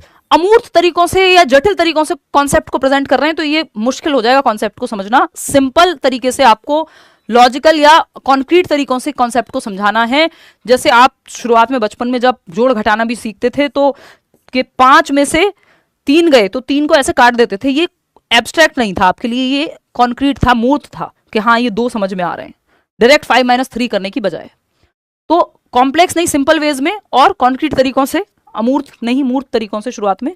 Familiar examples are provided while introducing the concept. ये बात एकदम सही है कि ऐसे एग्जांपल्स या उदाहरण आपको दिए जाएं शुरुआत करते समय किसी कॉन्सेप्ट की, जिनसे आप परिचित हैं, जो उदाहरण आपने सुने हैं कि भाई कभी ना कभी आप अपने जीवन में आपने या तो देखा होगा या किया ही होगा कि स्टूल या कुर्सी रख के आप किसी चीज को उतारने के लिए आपने प्रयोग किया होगा। तो ये एग्जाम्पल क्या है, परिचित है। जब हम नया कॉन्सेप्ट सीख रहे हैं मीन्स एंड एनालिसिस का, तो ये सिंपल हो गया। दूसरा परिचित एग्जाम्पल हो गया आपके लिए। मैं कोशिश वैसे ही करती हूँ सारे एग्जाम्पल्स जो आपके जीवन से जुड़ सकें वो दिए जाएं। Lots of advanced information is given to create cognitive load. अगर बहुत ज्यादा एडवांस्ड इंफॉर्मेशन या किताबी भाषा में आपको इंफॉर्मेशन दे दी जाएगी तो इससे कॉग्निटिव लोड बढ़ जाएगा, दिमाग पे इतना लोड बढ़ जाएगा इंफॉर्मेशन का कि आपको समझ में ही नहीं आएगा। आप एक, जैसे अभी मैंने बीच में बोल भी रही थी कि धीरे धीरे कुछ चीजें ऐसी हैं जो धीरे धीरे बढ़ाएंगे, पहले ही सेशन में नहीं। उससे क्या होगा, आपका दिमाग जो है कंफ्यूज हो जाएगा। अभी तो आपने उतना सीखा भी नहीं, धीरे धीरे कनेक्ट करोगे तो बेहतर है। सब कुछ एक दिन में, सारा खाना एक ही साथ थोड़ी खाना होता है, या सारी एक्सरसाइज एक ही दिन में थोड़ी कर लोगे। तो थर्ड ऑप्शन के फैमिलियर एग्जाम्पल दो, उससे जो है बेहतर हो पाएगी लर्निंग। अकॉर्डिंग टू जीन पियाजे, क्वेश्चन नंबर 12 है, what is the role of symbolic thought. Semiotic function भी बोलते हैं इसको। सिंबॉलिक थॉट 2 से 7 वर्ष प्री ऑपरेशनल स्टेज में आता है। जैसे आप ABCD भी सीख रहे हैं, ये भी सिंबॉलिक थॉट का ही पार्ट है, ये भाषा भी सिंबॉलिक ही है। शुरुआत 2 से 7 वर्ष में हो जाती है, एक अच्छी चीज है। तो पियाजे के अकॉर्डिंग रोल क्या है सिंबॉलिक थॉट का। पहला ऑप्शन है symbolic thought develops after cognitive development is complete. नहीं भाई, फाइनल स्टेज तो फॉर्मल ऑपरेशनल है, ये तो डेवलप हो जाता है सेकंड स्टेज में, प्री ऑपरेशनल में। तो ये तो गलत हो गया, पूर्व संक्रियात्मक अवस्था में हो जाता है, ये पूरे पूर्ण होने के बाद थोड़ी, वो तो 11+ साल में है। सांकेतिक चिंतन केवल उन बच्चों के संज्ञानात्मक विकास को प्रभावित करता है जिनकी भाषा विकसित होने में विलंब होता है। ऐसा नहीं है कि symbolic thought impacts cognitive development only in children with language delays, बिल्कुल भी नहीं है। बल्कि सिंबॉलिक थॉट डेवलप होता है तो लैंग्वेज डेवलपमेंट में भी हेल्प करता है, क्योंकि आप सिंबल्स के थ्रू सीखना शुरू करते हैं। Symbolic thought causes mental confusion and hinders cognitive development, कि मेंटल कंफ्यूजन क्रिएट करता है सिंबॉलिक थॉट, और कॉग्निटिव डेवलपमेंट यानी आपके दिमाग के विकास को, आपके संज्ञान के विकास को रोकता है, जबकि उल्टा है, it helps in cognitive development. ऐसा नहीं है कि रोकता है। फोर्थ ऑप्शन है, यही बचा और तो कोई ऑप्शन नहीं बचा। Symbolic thought facilitates cognitive development bye allowing for mental processes like problem solving. Symbolic thought जो है सुविधा प्रदान करता है, संज्ञानात्मक विकास में हेल्प करता है, by allowing for mental processes, कुछ मानसिक प्रक्रियाओं को अलाउ करता है, जैसे प्रॉब्लम सॉल्विंग। भाई जब आप सिंबल्स के थ्रू सीखते हैं, जोड़ना घटाना, कोई भी प्रॉब्लम आप सीख रहे हैं तो वो, या आपको भाषा आती है, भाषा के माध्यम से आप कोई सॉल्यूशन पढ़ ले रहे हैं, एक मैथ्स का सवाल सॉल्व कर रहे हैं, आपने एक गाइड रखी हुई है। जब यूट्यूब वगैरह नहीं था, ऐसे ही लोग हेल्प लेते थे, या टीचर तुरंत नहीं है, या ट्यूशन नहीं है आसपास, है ना, तो आप गाइड से देखेंगे इसका क्या सॉल्यूशन हो सकता है। तो वो सिंबॉलिक थॉट की वजह से, क्योंकि आपने भाषा सीखी हुई है जो सिंबॉलिक थॉट का एक उदाहरण है। उससे आप प्रॉब्लम सॉल्व कर पा रहे हैं क्योंकि आपको भाषा आती है या सिंबल्स समझना आता है। आप किसी देश में हैं और नई जगह पे हैं, आप सिंबॉलिक थॉट ये तो है कि मैप के हिसाब से देखते हुए आप कहीं पहुंच जाते हैं, सिंबल्स का इस्तेमाल करते हो, तो प्रॉब्लम सॉल्विंग में हेल्प करता है और आपकी समझ में भी दिमाग की। तो fourth option is the only answer here. आगे बढ़ेंगे, क्वेश्चन नंबर 13 देखिएगा। क्वेश्चन नंबर 13 है, which of the following typical characteristics is a child struggling with dysgraphia. Dysgraphia वाले बच्चे के आपको लक्षण पहचानने, बहुत तेजी से बताओगे, आप जवाब दोगे जल्दी, है ना, आज थोड़े हम लेट भी हो गए। चलो फटाफट बताओ डिस्ग्रेफिया वाले बच्चे के लक्षण। थर्ड ऑप्शन 43% लोग कह रहे हैं, देख लेते हैं। देखिए डिस्ग्रेफिया ग्राफ्स के मतलब ये राइटिंग, तो राइटिंग में प्रॉब्लम आएगी डिस्ग्रेफिया वाले बच्चे को। अग्रेशन, फ्रस्ट्रेशन, स्ट्रेस ये सब नहीं है। इंपल्सिवनेस ये सब एडीएचडी में होगा। Slow in written work, yes. Poorly formed letters, ठीक से फॉर्म नहीं कर पाता, लेटर्स बना नहीं पाता, है ना। Has difficulty कॉपिंग from black board, से लिखने में उसको दिक्कत होगी क्योंकि लिखने में ओवरऑल उसको दिक्कत है, डिस्ग्रेफिया में यही प्रॉब्लम है। विड्रॉल, गिल्ट, एंग्जाइटी ये सब डिप्रेशन और अलग अलग तरह की प्रॉब्लम्स हैं। थर्ड ऑप्शन एकमात्र यहाँ सही उत्तर होगा कि डिस्ग्रेफिया वाले बच्चे को, डिसलेक्सिया वाले को पढ़ने में दिक्कत होती है, डिसकैलकुलिया वाले को कैलकुलेशन में दिक्कत होती है, डिसफेजिया वाले को भाषा को समझने में दिक्कत होती है, प्रयोग में दिक्कत होती है, डिस्ग्राफिया वाले को लिखने में दिक्कत होगी। तो ऐसी हैंडराइटिंग आपको इलेजिबल मिलती है इन बच्चों की हैंडराइटिंग, जिसको पढ़ना मुश्किल होता है या नहीं पढ़ पाते आप, है ना, लेजिबल नहीं होती। कहीं छोटे लेटर, कहीं बड़े, कहीं बीच में गैप ज्यादा छोड़ दिया, पेंसिल की ग्रिप पकड़ने में, बनाने में भी इनको दिक्कत होती है ना, स्पेस देने में धीमे लिखते हैं बहुत। क्वेश्चन नंबर 14 देखिएगा। A teacher is providing learners with the chances to be expose to and analyze concepts in order to help them understand the content through her support. तो एक टीचर है जो लर्नर्स को प्रोवाइड कर रही है to and analyze concepts, concepts के प्रति उनको कॉन्सेप्ट्स दिख रहे हैं, नए नए समझ पा रहे हैं, वो एनालाइज कर पा रहे हैं ताकि वो कंटेंट को समझ सके टीचर की मदद से। तो this is the example of क्या, एक्सपोजिटरी टीचिंग। एक्सपोजिटरी तो भर देना है दिमाग में वर्णन कर करके, ये गाइडेड डिस्कवरी है, हेल्प कर रही है ना टीचर सपोर्ट के माध्यम से कि वो खुद एनालाइज करें, सॉल्यूशन तक पहुंच पाए, ठीक है ना। गाइडेड डिस्कवरी बोलते हैं इसको, मतलब बच्चा खुद से प्रॉब्लम सॉल्व कर पा रहा है लेकिन गाइडेंस में, टीचर की जहां जरूरत पड़े हेल्प मिल पा रही है। ये ऑब्जर्वेशनल या प्री डिस्पोजिशनल जैसा कुछ और बनता ही नहीं है, ये गाइडेड डिस्कवरी है। हेल्प के साथ बच्चा टीचर की गाइडेंस के साथ प्रॉब्लम को सॉल्व कर पा रहा है, एनालाइज कर पा रहा है। क्वेश्चन नंबर 15 देखिएगा फटाफट से और बताइएगा मुझे कि क्या जवाब इसका होना चाहिए। यार पानी की सख्त जरूरत है, ये ले आओ आप, गला सूख रहा है बहुत ज्यादा, एक तो बैक टू बैक क्लास ना।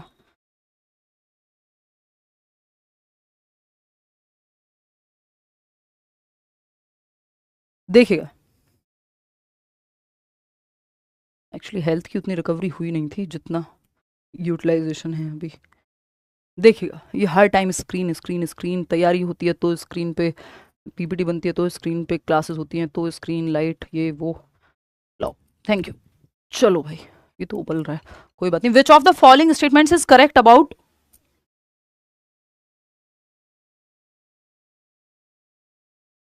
Gender development in contemporary times. समकालीन समय में जेंडर विकास के बारे में निम्नलिखित में से कौन सा कथन सही है। यानी आज के समय में यदि हम बात करें, प्रेजेंट टाइम्स में, कॉन्टेम्परेरी टाइम्स में जेंडर के बारे में कौन सा एक ऑप्शन है जो सही से बात कर रहा है, सही से समझा पा रहा है जेंडर को अप्रोप्रिएटली। थर्ड ऑप्शन कह रहे हैं कितने लोग, 41% लोग। चलिए इसमें आपकी कंफ्यूजन क्लियर करते हैं। Gender is purely and solely determined by an individuals anatomy at birth. यानी जो जन्म के समय किसी व्यक्ति की शारीरिक रचना द्वारा जेंडर विशुद्ध रूप से और पूरी तरह से निर्धारित होता है। एकदम बकवास बात है, क्योंकि वो सेक्स है किसी बच्चे का कि जो उसकी एनाटॉमी है या शारीरिक बनावट है, उसके बेसिस पे वो पुरुष है, महिला है, अदर जेंडर है, वो उसका सेक्स हुआ, ना कि उसका जेंडर हुआ। सेक्स क्या है, एक बायोलॉजिकल यानी जैविक संरचना है। तो ये सेक्स की बात कर रहे हैं यहाँ पे, ना कि जेंडर की। तो ये बायोलॉजिकल कंस्ट्रक्ट है कि आपकी एनाटॉमी के बेसिस पे, शारीरिक बनावट के बेसिस पे जो तय हुई है, बायोलॉजिकल कंस्ट्रक्ट यानी जैविक संरचना है। वहीं जेंडर क्या है, एक सोशल कंस्ट्रक्ट है। जेंडर हिंदी में दोनों को लिंग कह देते हैं, इसलिए हिंदी में भी जेंडर ही लिखा हुआ है ना। तो ये सोशल कंस्ट्रक्ट है, सामाजिक, समाज द्वारा निर्मित है। इसमें ये पॉसिबिलिटी हो सकती है कि आपकी शारीरिक बनावट जैसी हो वैसा आप महसूस ना करते हो, यानी आप एक मेल बॉडी में हो बट आप फीमेल जैसा महसूस करते हैं, तो आपकी जेंडर जो है वो मेल हो सकता है और आपकी बॉडी फीमेल, बॉडी आपकी मेल हो सकती है और जेंडर आपका फीमेल हो सकता है, क्योंकि आप वैसा महसूस करते हैं, क्योंकि समाज ने निर्मित किया है ना। महिला ये काम करेंगी, पुरुष ये काम करेंगे, रोल भी समाज नहीं बनाए हैं। तो इस समाज की एक रचना है। आजकल प्रोनाउंस यूज करते हैं Gen Zs, she her they them, तो ये जेंडर के बारे में है, क्योंकि जेंडर सोशली कंस्ट्रक्टेड है, या कौन कैसा महसूस करता है अपनी बॉडी में वो निर्धारित करेगा, ना कि वो फिजिकल एनाटॉमी उनकी कैसी है वो निर्धारित करेगी। ठीक है, तो जेंडर यानी सोशल कंस्ट्रक्ट है, सेक्स एक बायोलॉजिकल कंस्ट्रक्ट है। बात करते हैं इस पे। तो ये तो गलत ही हो गया कि gender purely and solely determined by an individuals anatomy at birth, नहीं, वो सेक्स होगा। Gender exist on a binary concept, binary concept नहीं है जेंडर कि मेल और फीमेल या ये और ये ऐसे ही महसूस होगा, इसमें बहुत सारे इफ एंड बट्स हैं, तो ये बाइनरी नहीं है। आज की डेट में हम ये कहते हैं वन इज ईदर मेल और फीमेल, और ये वैसे भी पहले से भी अदर जेंडर्स हैं या थर्ड जेंडर है, उसमें भी बहुत सारे इफ एंड बट्स हैं, बहुत कॉम्प्लेक्स वो पूरी कहानी है, नीडेड नहीं है उतनी सी डेट में। Gender identity is influenced by cultural conceptions, ये बात एकदम सही है कि जो जेंडर आइडेंटिटी है, जेंडर पहचान है, वो सांस्कृतिक अवधारणाओं से प्रभावित होती है। किस कल्चर में आप रहते हैं, फ्रांस की महिला अलग तरह से व्यवहार करेंगी या अलग तरह से सोचेंगी अपने बारे में, या क्या चीजें वो कर सकती हैं नहीं कर सकती हैं, है ना। फ्रांस में तो करवा चौथ नहीं मना रहे होंगे लोग, तो वो हमारे कल्चर या हमारी सोसाइटी में जो जेंडर आइडेंटिटी का कॉन्सेप्ट है वहां से आ रही हैं चीजें, उसमें सोशलाइजेशन भी इंक्लूडेड है। ऑफ कोर्स जेंडर पे बहुत प्रभाव पड़ता है सोशलाइजेशन का, कि आपने बड़ा कैसे किया है। अगर बचपन से आपने यही कहानियां सुनाते हुए बड़ा किया है, नहीं बेटा तुम तो पराया धन हो, लड़की हो तो तुम्हें तो अगले घर जाना है और फिर डोली में जाना है और अर्थी में आना है, फिर आप इस तरह के तुषार शर्मा जैसे केसेस देखते हो, है ना। तो वो जो कहानी आपने सुनाई है सोशलाइजेशन के थ्रू, जैसे आपने सोशलाइज किया है, समाजीकरण किया है, वो जेंडर को बहुत हद तक प्रभावित करेगा। तो gender identity is not influenced by socialization, ये नहीं कह सकते हम। Gender identity is influenced by socialization या कल्चरल कॉन्सेप्शंस, कि सांस्कृतिक अवधारणाएं क्या हैं, उस समाज में जेंडर को कैसे देखा जा रहा है, उससे प्रभावित होती है जेंडर आइडेंटिटी। पॉजिटिवली भी नेगेटिवली भी, कुछ लोग उसको बैरियर्स को तोड़ के आगे निकलते हैं, लेकिन ये प्रभावित करेगा। तो third option is the right answer. आपके पूरे डेवलपमेंट को सोशल और कल्चरल एस्पेक्ट जो है प्रभावित करता है, हिस्टोरिकल कंडीशंस प्रभावित करती हैं, तो जेंडर को कैसे नहीं करेगा या सामाजिकरण को कैसे नहीं करेगा। क्वेश्चन नंबर 16 देखिएगा और बताइएगा। क्वेश्चन नंबर 16 फटाक से जवाब देंगे आप। देखिए, विच of the following hinders problem solving, समस्या समाधान में बाधा कौन बनता है, हेल्प कौन करता है, मीन्स एंड एनालिसिस, आपका एल्गोरिथम्स, ह्यूरिस्टिक्स, ये हेल्पफुल हैं प्रॉब्लम को सॉल्व करने में। बाधा कौन बनेगा, फंक्शनल फिक्सनेस बाधा बनेगा, रोट लर्निंग बाधा बनेगा, है ना। तो निम्नलिखित में से कौन सी प्रक्रिया समस्या समाधान में बाधा डालती है, तो breaking down large complex problems into manageable smaller parts में तोड़ना, टुकड़ों में तोड़ना प्रॉब्लम को, ये हेल्पफुल होता है। मीन्स एंड एनालिसिस में हम यही करते हैं। हमें चाहिए हिंडर कौन करता है, ये तो हेल्पफुल है। Fixating on a single trait of composite problem, ये फंक्शनल फिक्सनेस का उदाहरण है, कार्यात्मक स्थिरता का, कि एक समग्र समस्या के एक ही पहलू पे स्थिर होना, कि नहीं बस ऐसे ही सॉल्व होगी या तो नहीं होगी। एक समस्या के समाधान के 50 तरीके हो सकते हैं। तो ये हिंडर करेगा, ये बाधा बनेगा, बैरियर है ये प्रॉब्लम सॉल्विंग में, ना कि helpful. Applying algorithms and heuristic, ये तो हेल्पफुल होते हैं। Using a solution which was effective in solving a similar problem, यानी एनालॉजी बोलते हैं इसको, कि एक तरह की जो समस्या आपने आज सॉल्व कर रहे हैं उसी तरह की सेम समस्या आई थी, तो आपने जो सिमिलर सॉल्यूशन अपनाया था वही अपना लिया। ये फंक्शनल फिक्सनेस नहीं है, क्योंकि ये हर सिचुएशन में आप अगर सेम सॉल्यूशन अपना रहे हैं तो वो फंक्शनल फिक्सनेस है, कार्यात्मक स्थिरता है। लेकिन सिमिलर तरह की प्रॉब्लम में आप पुराना सॉल्यूशन अपना रहे हैं, दैट इज एनालॉजी, समानता है उसमें। बात सही है कि नहीं है, कमेंट्स क्यों रुक जाते हैं बीच में। चलो खैर फटाफट से बताओ। हाँ क्लियर है इतनी बात, कोई दिक्कत। हाँ यूपीटेट clear. Next coming session, next week में एक सेशन रखेंगे हर हालत में, मंडे ट्यूसडे वेंसडे जब भी होगा। थर्सडे के बाद तो मैं कुछ दिन की छुट्टियों पे हूँ, लंदन जा रही हूँ। फिर हम आके मतलब मैं हफ्ता 10 दिन थोड़ा रिलैक्स करके आऊँ, क्योंकि वो पहले से प्लान्ड है, बीच में पेपर आ गया तो मतलब यूपीटेट से भी पहले से प्लान्ड है, तो ऐसा है। कोई नहीं, इतने हम लोग मिल ही रहे हैं रोज़, तो नेक्स्ट वीक में एक सेशन कम से कम यूपीटेट के 50 क्वेश्चन मैं करा के जाऊँगी, है ना। फिर आके 2-3 सेशन अगर हो पाएंगे तो ले लूँगी। बैचेस में अगर आप हैं यूपीटेट के वहाँ तो फिर सिलेबस चल ही रहा है, ठीक है ना। चलिए खैर, तो second option is the right answer over here. आगे बढ़ेंगे, क्वेश्चन नंबर 17 देखेंगे। Activities which dash are detrimental to students motivation to learn, यानी बच्चे की अभिप्रेरणा में, मोटिवेशन में बाधा बनने वाली कौन सी एक्टिविटीज हैं, बताइए फटाफट से बताएंगे। बाधा जो बनती है एक्टिविटीज, हाँ नींद आ रही है कई लोगों को, टाइम से सो जाते हो आप लोग यार, थोड़ा कोशिश करेंगे जल्दी रखने की, 9 बजे पे आने की। अभी बहुत सारे काम हैं उसके चलते, या बैक टू बैक क्लासेस के चलते टाइम पे नहीं हो पा रही है क्लास। 9 बजे से 9:30 हो ही जाते हैं, 9:45 हो गए थे आज तो। एनीवे जवाब दीजिए आप। फोर्थ ऑप्शन 65% लोग कह रहे हैं। इस टाइम तक आते आते तो बैटरी पूरी डाउन हो जाती है। देखो, और इसको हम जूम कर सकते हैं, क्लियर है बात? हाँ, तो activities which dash are detrimental, यानी रुकावट बनेंगी मोटिवेशन टू लर्न में, बच्चे की सीखने की अभिप्रेरणा में। कौन सी गतिविधियां होंगी? Are moderately difficult for students, जो बच्चे के लिए मध्यम स्तर की डिफिकल्ट होती है। देखो, अगर बिल्कुल आसान काम कराया जाएगा जो आपको पहले से आता है तो भी आपका मोटिवेशन बाधित होगा। मॉडरेटली डिफिकल्ट या +1 लेवल का है, हल्का सा आप अटकते हैं क्वेश्चन में, कुछ क्वेश्चन आसानी से कर जाते हैं, तो ये ठीक है, इससे मोटिवेशन बना रहता है, बोर नहीं होते हैं। तो ये हिंड्रेंस नहीं है, डेट्रीमेंटल नहीं है, ये रुकावट नहीं है, हानिकारक नहीं है।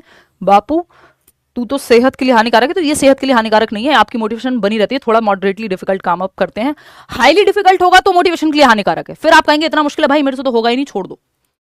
भाई आपको कहा जाए कि आपका महीने भर का टारगेट है 2 किलो वजन कम करना है, एक तरफ आपको कहा जाए कि आपको 20 किलो करना है एक साथ, तो उसमें फिर आपकी मोटिवेशन थोड़ी, क्योंकि वो टास्क एक साथ डिफिकल्ट है। बहुत रेयर लोगों को छोड़ दें अगर, exceptions are always there, but normal case में आपको, आपके लिए वो बहुत बड़ा टास्क हो गया। तो मॉडरेटली डिफिकल्ट, थोड़ा डिफिकल्टी लेवल रहना चाहिए, क्योंकि जैसे सीटेट भी सिलेबस चेंज नहीं करता तो हम भी बोर हो जाते हैं यार, सेम चीजें थोड़ा तो मुश्किल कर दो, तो वो पेपर में थोड़ा सा लेवल बेहतर कर देते हैं, हर बार कॉन्सेप्चुअल क्लैरिटी ले आते हैं, तो मन लगा रहता है। Are moderately difficult for students, तो ये तो हेल्पफुल है, ये हिंड्रेंस नहीं है, ये हानिकारक नहीं है प्रॉब्लम सॉल्विंग में या मोटिवेशन को बनाए रखने में, हेल्पफुल है। Connect with real life of students, ये भी हेल्पफुल होता है लर्नर्स के लिए, मोटिवेशन बनी रहती है अगर आप रियल लाइफ से कनेक्ट कर रहे हैं, वास्तविक जीवन से जुड़ी हुई उदाहरण दे रहे हैं। Cater to students needs and interest, विद्यार्थियों की जरूरतों और रुचियों को पूरा करते हो, ये भी सही है, इससे भी मोटिवेशन बनी रहेगी, ये सब बच्चे के भलाई में है। लेकिन ये फोर्थ ऑप्शन ही बचा, अब तो एक पांचवा ऑप्शन तो है नहीं कि हम उसे कह देंगे वो सही है, जब तीनों गलत हैं तो कोई एक ही सही होगा। केवल शिक्षक द्वारा तय किए गए अमूर्त लक्ष्यों पर आधारित यदि लर्निंग होगी, aim at intangible goals decided solely by the teacher. Intangible, अमूर्त, एब्स्ट्रैक्ट गोल्स हैं जिनको वो सामने देख ही नहीं सकता, स्टेप बाय स्टेप उस तक पहुंचने का कोई रास्ता ही नहीं है। कि बच्चा 5वीं क्लास में है, आपने कहा तुमको IAS बनना है, 5वीं क्लास तो करा लो यार, उसको वो वाले कॉन्सेप्ट तो समझा दो। तो अचानक से एब्स्ट्रैक्ट गोल्स रख दिए जाएं, ऐसे गोल्स जो या तो बहुत ज्यादा डिफिकल्ट है या जिनको वो समझता ही नहीं है, जो उससे जुड़े हुए ही नहीं है, तो ये मोटिवेशन को एकदम से खत्म कर देंगे। तो fourth option is the right answer. यही सही, ये क्योंकि ये गलत है इसीलिए सही है, क्योंकि पूछा ही गलत था, डेट्रीमेंटल या हानिकारक पूछा था आपसे, हेल्पफुल नहीं पूछा था। हेल्पफुल पूछा होता तो ये तीनों सही थे। क्वेश्चन नंबर 18 देखिएगा, following Lev Vygotsky's ideas on learning a teacher should, अगर आप वो टीचर हैं जो वाइगोत्स्की को फॉलो करते हैं तो आपको क्या करना चाहिए इन 4 ऑप्शंस में से। तो वाइगोत्स्की आपको पता है सोसाइटी को महत्व देते हैं, कल्चर को महत्व देते हैं, आपस में इंटरेक्शन को, ग्रुप में सीखने को महत्व देते हैं, लैंग्वेज को महत्व देते हैं। तो वाइगोत्स्की की थ्योरी में 3 चीजें एकदम पक्की हैं, सोसाइटी, कल्चर और लैंग्वेज। ये हेल्पफुल हैं कि बच्चा जब ग्रुप में, समाज में सीखेगा, अच्छा सीखेगा, कल्चर से सीखेगा, अच्छा सीखेगा। तो encourage students to continuously compete with each other. Vygotsky ये कहते ही नहीं है, पियाजे ये कहते ही नहीं है कि एक दूसरे में आपस में, बस दुनिया में 2 ही लोग हैं, आपकी क्लास के 30 बच्चे ही आपका कंपटीशन है, बाकी कुछ बचा ही नहीं है ना। कई लोगों को लगता है ऐसा कि जो वो कर रहे हैं वही दुनिया है, उसके बाहर दुनिया नहीं है। ठीक, तो ये एकदम मूर्खता हो जाएगी कि विद्यार्थियों को लगातार एक दूसरे के साथ प्रतिस्पर्धा कराने के लिए प्रोत्साहित करना। ये हमारे कल्चर में खूब प्रमोट होता है कि तुम्हें शर्मा जी के बेटे से बेहतर बनना है, कि वर्मा जी के बेटे से बेहतर बनना है, बट शर्मा जी के बेटे को खुद से बेहतर बनना चाहिए और वर्मा जी के बेटे को खुद से बेहतर बनना चाहिए। जैसा वो कल कर रहा था उससे आज बेहतर कर रहा है या नहीं कर रहा है, इस पे फोकस करना चाहिए, उसको जिस चीज में मजा आता है वो करना चाहिए, है ना। क्योंकि ये प्रॉब्लमेटिक हो जाएगा। और वाइगोत्स्की कभी नहीं कहेंगे, वाइगोत्स्की रचनावादी हैं। मीनिंग मेकिंग की बात करें, मीनिंग मेकिंग नहीं रहेगा। आपने रट्टाफिकेशन करके पीछे छोड़ भी दिया तो वो खुशी बहुत हॉलो है, एक 4 दिन की भी नहीं होगी और उससे अर्थ निर्माण नहीं होगा, वो लाइफ से कनेक्टेड नहीं है, उसका कोई मीनिंग एक्चुअल में नहीं है, रोट लर्निंग जैसा हो जाएगा। सेकंड है प्रिवेंट, और पियाजे वाइगोत्स्की हमेशा मीनिंग मेकिंग की बात करेंगे। Prevent integration of cultural knowledge in discussions, यानी चर्चाओं में सांस्कृतिक ज्ञान के एकीकरण को रोकें। नहीं भाई, कल्चरल इंटीग्रेशन तो या कल्चरल नॉलेज तो हेल्पफुल है वाइगोत्स्की के हिसाब से। जो हमारी कल्चर में, चाहे वो हमारी कहानियां चल रही हो, चाहे हम किताबें पढ़ रहे हो, चाहे वो रामायण महाभारत पढ़ रहे हो, चाहे हम वो किसी और धर्म की किताब हो या स्टोरीज हो जो संस्कृति में चलती है, उन सबसे बच्चा सीखता है। तो ये उल्टा कह रहे हैं capitalize on dialogue and group learning during activities. ये सही है कि बच्चों को बोलने का मौका दो, डिस्कशन का मौका दो, बच्चा जहां एक्टिव है वो बेस्ट ऑप्शन है। 99% पेडागोजी के सवाल इसी बात से ठीक हो जाते हैं कि बच्चे को एक्टिव रखना है, सिंपल बात। गतिविधियों के दौरान संवाद और सामूहिक शिक्षा को बढ़ावा देना, बच्चा ग्रुप में एक्टिविटी करे, कोऑपरेट करके सीखे, कोलैबोरेट करके सीखे, समाज और कल्चर और भाषा का इस्तेमाल करते हुए सीखे। तो डायलॉग में भाषा आ जा रही है, और जब वो डायलॉग कर रहा है संवाद के दौरान, और सामूहिक शिक्षा सोसाइटी और कल्चर का पार्ट है। तो थर्ड ऑप्शन सही हो गया। Discourage verbalisation and thinking aloud among students, कि बच्चे खुद से बोल के बातें कर पाए या वर्बलाइज कर पाए, शब्दों में अपनी बात को कह पाए, इसको हतोत्साहित करना नहीं भाई। चर्चा को, परिचर्चा को, तो संवाद को तो वाइगॉत्स्की प्रोत्साहित करेंगे, ना कि हतोत्साहित। तो थर्ड ऑप्शन सही है, बाकी गलत हो गए। क्वेश्चन नंबर 19 देखिएगा।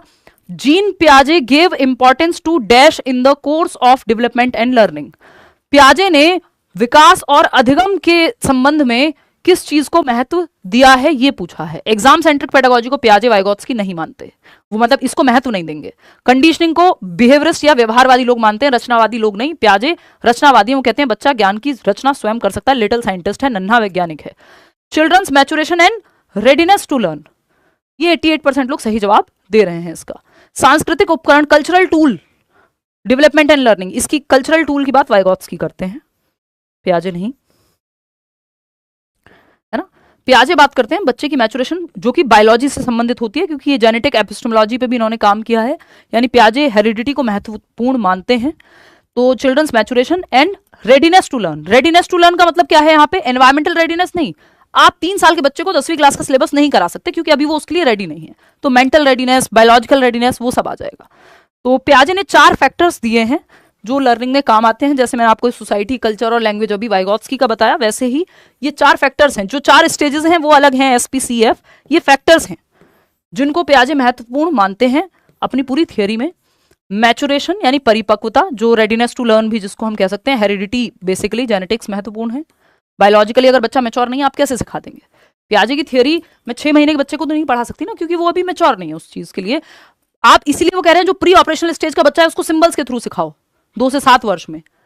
जो 7 से 11 का बच्चा है उसको कॉन्क्रीट लॉजिक दो। 11 टू या 11 एंड अबव 11 से 15 साल में एब्स्ट्रैक्ट लॉजिक आ जाएगा, तब आप 11-12 में वो वाली थियरम्स पढ़ते हैं। इसी हिसाब से सिलेबस डिजाइंड है या करिकुलम डिजाइंड है। एक्सपीरियंस दूसरा एक फैक्टर है। एक्सपीरियंस को आप दूसरे शब्दों में कह सकते हो एक्टिविटी, यानी बच्चा एक्टिव रहे, एक्टिविटी करके सीखे, ये एक फैक्टर है। फिर आता है सोशल इंटरेक्शन या सोशल एक्सपीरियंस, इसको भी उन्होंने महत्व दिया है, फैक्टर्स में आता है। फिर इक्विलिब्रेशन आपकी, जिसके अंदर एडेप्टेशन, एसिमिलेशन, एकोमोडेशन, ये सब आ जाते हैं, है ना। संतुलन की प्रक्रिया, जिससे आपका स्कीमा अपडेट होता है। इस पे किसी और दिन लंबी चर्चा करेंगे। तो ये 4 फैक्टर्स हैं जिसमें से यहाँ पे maturation and readiness to learn दिया हुआ है। चलिए आगे बढ़ेंगे। कल्चरल टूल्स की बात वाइगॉत्स्की करेंगे, पियाजे नहीं। क्वेश्चन नंबर 20 देखिएगा, ये क्या कहता है। अब कुछ असर्शन रीजन के क्वेश्चंस, लास्ट में मैंने कहा था धीरे धीरे लेंथी क्वेश्चंस डालेंगे। Assertion, teachers should ensure enough wait time which is the length of time a teacher pauses after asking a question. यानी टीचर्स को इनफ वेट टाइम देना चाहिए, प्रतीक्षा का समय देना चाहिए। एक सवाल पूछने के बाद इनफ पॉज देना चाहिए। जो आप में से कई लोग कंप्लेन कर रहे होंगे कि आप तो देते नहीं हो, है ना। कई लोगों की ये बड़ी इच्छा रहती है कि आप सवाल दे दो, फिर 2 मिनट तक बैठे रहो, फिर हम इतने पढ़ के जवाब दे दें, पढ़ने का टाइम दिया करो। तो वो कभी कभी तो संभव है, लेकिन क्योंकि ऑनलाइन में ये है कि थोड़ा वो कॉम्प्लेक्स हो जाता है कि आपको 30 सेकंड का या 10 सेकंड का टाइमर दिया जाए। कुछ लोग पॉज करके पढ़ लेते हैं जिनको समस्या होती है पढ़ने में, बट ये हम ट्राई कर सकते हैं टाइमर का यूज। तो ये बात सही है कि शिक्षकों को पर्याप्त प्रतीक्षा समय देना चाहिए, सुनिश्चित करना चाहिए जब प्रश्न पूछने के बाद कि बच्चे को सोचने का समय दो बोलने के लिए। यहाँ तो ठीक है, डिस्कशन भी हमें ही करना है, आप तो बोलोगे नहीं बीच में। तो रीजन क्या है, कमेंट्स में बोलते रहते हो बस। Diversity is an asset and not an obstacle. देखो हम भी आपको प्रतीक्षा का समय देते हैं, आपको पोल में टाइम मिलता है कि क्वेश्चन आ गया, अब आप जवाब दे लो इतनी देर जितने डिस्कशन चलेगा। तो ये आपका वेट टाइम ही है एक तरह का, कि आपको रिस्पॉन्स देने का टाइम मिला है। रीजन क्या है इसका, डाइवर्सिटी। तो ये बात सही है, इतना टाइम देना चाहिए, पॉज लेने का या बच्चे को सोचने का, जवाब देने के लिए समय देना चाहिए। रीजन है इसका, diversity is an asset and not an obstacle.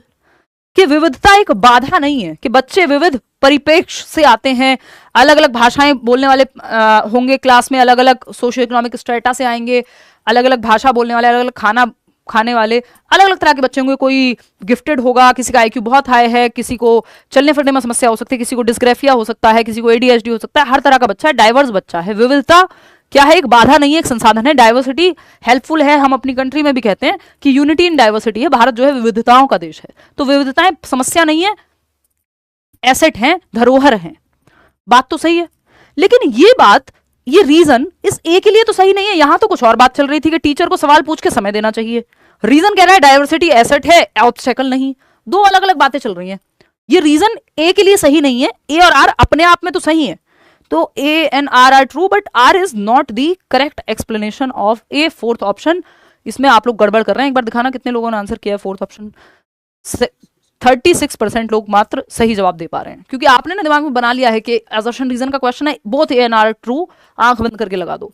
ये नहीं करना है, जब हमें साफ साफ दिख रहा है दोनों में कोई रिलेशन है ही नहीं, दोनों अपने आप में सही है। अंजलि और राहुल एक दूसरे के लिए सही नहीं है बस यहाँ पे, क्योंकि रीजन करेक्ट नहीं है जो असर्शन में कहा गया है उसका। क्वेश्चन नंबर 21 देखिएगा, एक और असर्शन रीजन का सवाल। खूब प्रैक्टिस करेंगे ये वाले सवाल ताकि पेपर में आपका डर खत्म हो जाए। Children learn most effectively when they are criticized frequently for their mistakes. बच्चे सबसे प्रभावी ढंग से तब सीखते हैं जब उनकी गलतियों या उनकी त्रुटियों के लिए उनकी बार बार आलोचना की जाए कि कितनी गलती करते हो, इस बार भी गलती कर दी, गलती ही करते रहते हो, है ना, या तो वो फिर बच्चे जो है अगली बार ट्राई नहीं करेंगे। ये कहना गलत है कि जब उनको क्रिटिसाइज करेंगे तो वो अच्छा सीखेंगे, नहीं। रीजन क्या है, frequent criticism makes children self reliant. ये कह रहे हैं कि इसलिए क्रिटिसाइज करो उनको क्योंकि बार बार क्रिटिसाइज करना, उनकी आलोचना करना क्या है, उससे वो सेल्फ रिलायंट बन जाएंगे, खुद पे निर्भर बनेंगे, आत्मनिर्भर बनेंगे, which helps in improving there academic performance, जिससे उनकी एकेडमिक परफॉर्मेंस सुधरेगी, आत्मनिर्भर बन जाएंगे और अपने आप से सीखने लग जाएंगे। फिर टीचर का रोल क्या है, मोटिवेटर का है, गाइड का है, मेंटोर का है, फिलोसोफर का है, वो सब तो तेल लेने चला गया। इट्स लाइक नौकरियां ही नहीं होंगी देश में, फिर आप आत्मनिर्भर बनेंगे पकौड़े बेच करके, है ना। तो ये कोई बहुत बढ़िया बात तो हमें लग नहीं रही। तो ये ए एन आर दोनों ही गलत हैं, both A and R R false, simple बात। ठीक, 68% लोग सही जवाब दे भी रहे हैं। आगे बढ़ेंगे। इट्स लाइक सीबीएसई कहे हम सीटेट नहीं निकालेंगे, मान लो, तो सबको अपने आप टीचर बनना है भाई। प्रोसेस तो वही है ना, पहले सीटेट दोगे फिर वैकेंसी आएगी, या फिर बाकी जगह भी प्राइवेट स्कूल तक में अप्लाई करने के लिए सीटेट चाहिए। क्वेश्चन नंबर 22 है, inclusion of students belonging to disadvantaged backgrounds require. यानी जो बच्चे वंचित, ये वंचित का वो गायब कर दिया हमारे टाइपिस्ट जी ने, वंचित पृष्ठभूमि से आने वाले बच्चे को शामिल करना जरूरी है। रीजन क्या है, identity based segregation of students, कि वो वंचित पृष्ठभूमि से आ रहे हैं तो उनको सेग्रीगेट कर लो। यहां इंक्लूजन की बात हो रही है। Segregation is against the law of nature, मतलब हम सेग्रीगेट अलग थलग नहीं करेंगे। जब भी इंक्लूजन की या समावेशन की बात आ रही है तो सेग्रीगेट करेंगे नहीं, बिल्कुल नेगेटिव वर्ड है सेग्रीगेशन इंक्लूसिव एजुकेशन के अंदर। Consideration of socio cultural diversity, ये सही है। एग्जीक्यूशन ऑफ स्टैंडर्डाइज्ड करिकुलम, नहीं भाई, सबके लिए सेम करिकुलम, सेम एक्टिविटी, मानकीकृत की जगह यहां आपको डिफरेंशिएटेड इंस्ट्रक्शन का ध्यान रखना है। Tradition of exam centric pedagogy, बकवास बात है, बच्चे को सेंटर में रखो। Consideration of socio cultural diversity, तो वंचित पृष्ठभूमि, ईडब्ल्यूएस कैटेगरी का बच्चा भी क्लास में है, अगर एक प्राइवेट स्कूल भी है वहां भी 25% कोटा है कि हर बच्चे को सीखने का अधिकार है, और सामाजिक सांस्कृतिक विविधता को ध्यान में रख करके कि हर तरह का बच्चा क्लास में होगा तो इंक्लूड करना चाहिए, इंक्लूसिव एजुकेशन होनी चाहिए, सारे बच्चे एक जैसे नहीं होंगे। क्वेश्चन नंबर 23 देखिएगा, contemporary theorist believe that childhood. ये सवाल बहुत बार आ चुका है अलग अलग तरीके से। अभी कल परसों ही जब हम फर्स्ट सेशन कर रहे थे जो यूट्यूब पे भी हुआ था, उसमें भी मैंने आपको बताया था कि बचपन सबके लिए एक जैसा नहीं होता। कॉन्टेम्परेरी थियरिस्ट ये मानते हैं, क्योंकि आपके घर का 5 साल का बच्चा और रोड पे चलता हुआ एक 5 साल का बच्चा जो बलून बेच रहा है, उसके लिए बचपन सेम नहीं है, बेशक उम्र या स्टेज सेम हो। ठीक है, तो चाइल्डहुड एक सोशियो कल्चरल कंस्ट्रक्ट है, समाज द्वारा निर्मित एक संरचना है।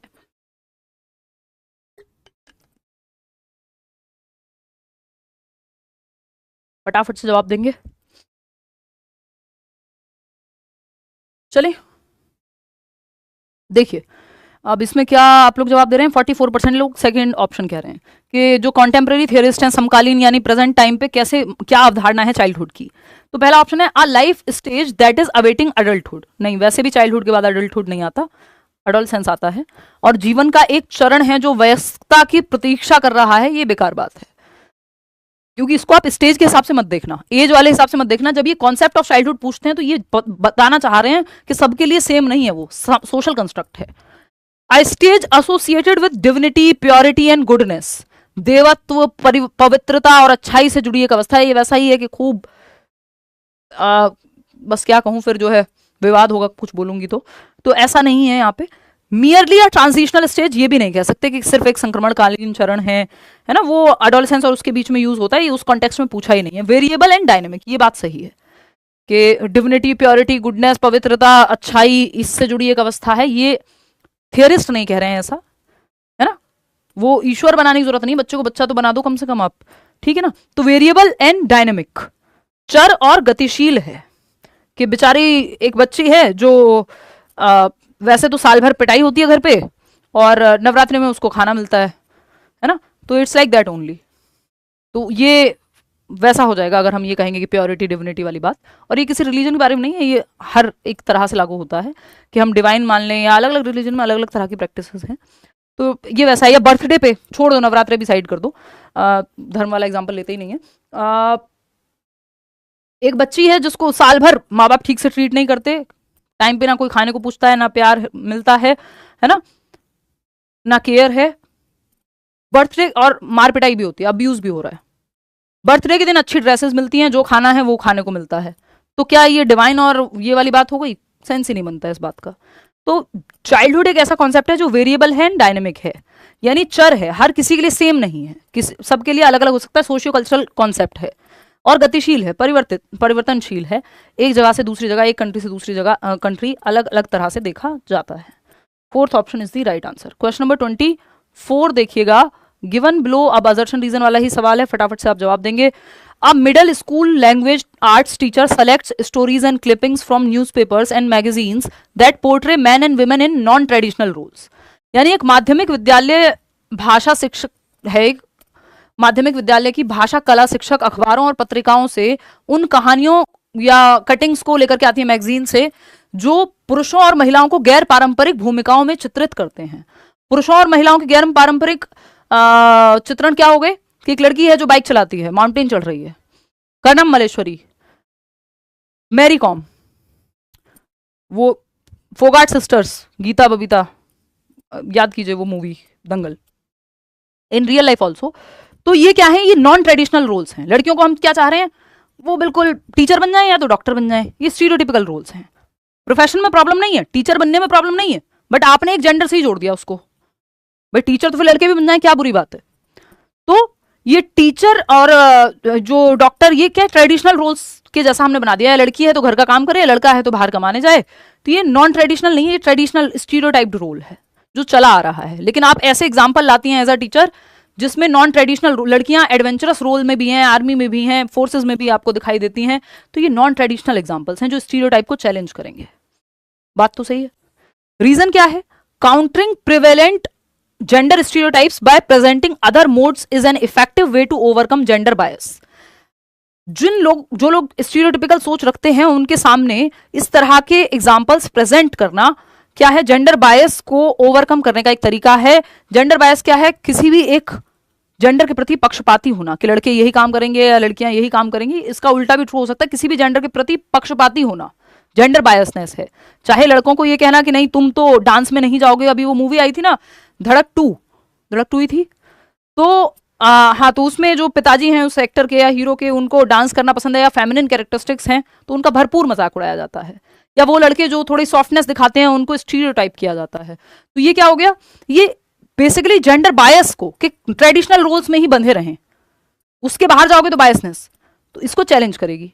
तो रीजन तो सही है, तो ANRR सही और जो एक्सप्लेनेशन है वो भी सही है। फोर्थ ऑप्शन 68% लोग सही जवाब दे भी रहे हैं। चलिए आगे बढ़ते हैं। क्वेश्चन नंबर 25 देखिएगा, 5 सवाल और हैं आपके साथ। आप इतनी रात तक जगे, धन्यवाद आपका। The process of bringing back the information stored in memory to current state is called. अब मेमोरी पे ना कभी भूला भटका एक आध सवाल दे देते हैं ये इस तरह का कि वह कौन सी प्रक्रिया है जो स्मृति में संग्रहित जानकारी को वर्तमान स्थिति में लाने के लिए प्रयोग की जाती है। किसी का नंबर आपने सेव किया था दिमाग में, आजकल तो फोन में करते हो, लेकिन एक समय था हमारे बचपन में तो सारे नंबर याद होते थे, आज भी कई सारे नंबर याद हैं, है ना। तो आपने कोई इंफॉर्मेशन स्टोर की थी कि प्याजे की कितनी स्टेजेस हैं, ये स्टोर किया था आपने। अब आपसे जब पूछा जाएगा कि कौन सी स्टेजेस हैं, तो आप क्या करेंगे? रिट्रीव करेंगे। है ना, रिकॉल करेंगे, वापस से रिट्रीवल, आप दिमाग से पुनर्प्राप्ति करेंगे क्योंकि आपने पहले से सेव किया हुआ है। अटेंशन तो ध्यान देना है किसी चीज पे। डिके है शयन, कि आप याद ही नहीं कर पा रहे, डिके हो गया, या फॉरगेट, भूल गए आप, या आधा अधूरा याद है तो डिके हो गया। तो रिट्रीवल है ये कि आप पुनर्प्राप्ति कर रहे हैं जो आपने सेव किया था ब्रेन में। बात सही है? आगे बढ़े, क्वेश्चन नंबर 26 देखिएगा। ये क्या कहता है, which of the following statements about classroom assessment is correct. निम्नलिखित में से कौन सा स्टेटमेंट क्लासरूम आकलन के लिए सही है? फटाक से बताएंगे आप लोग,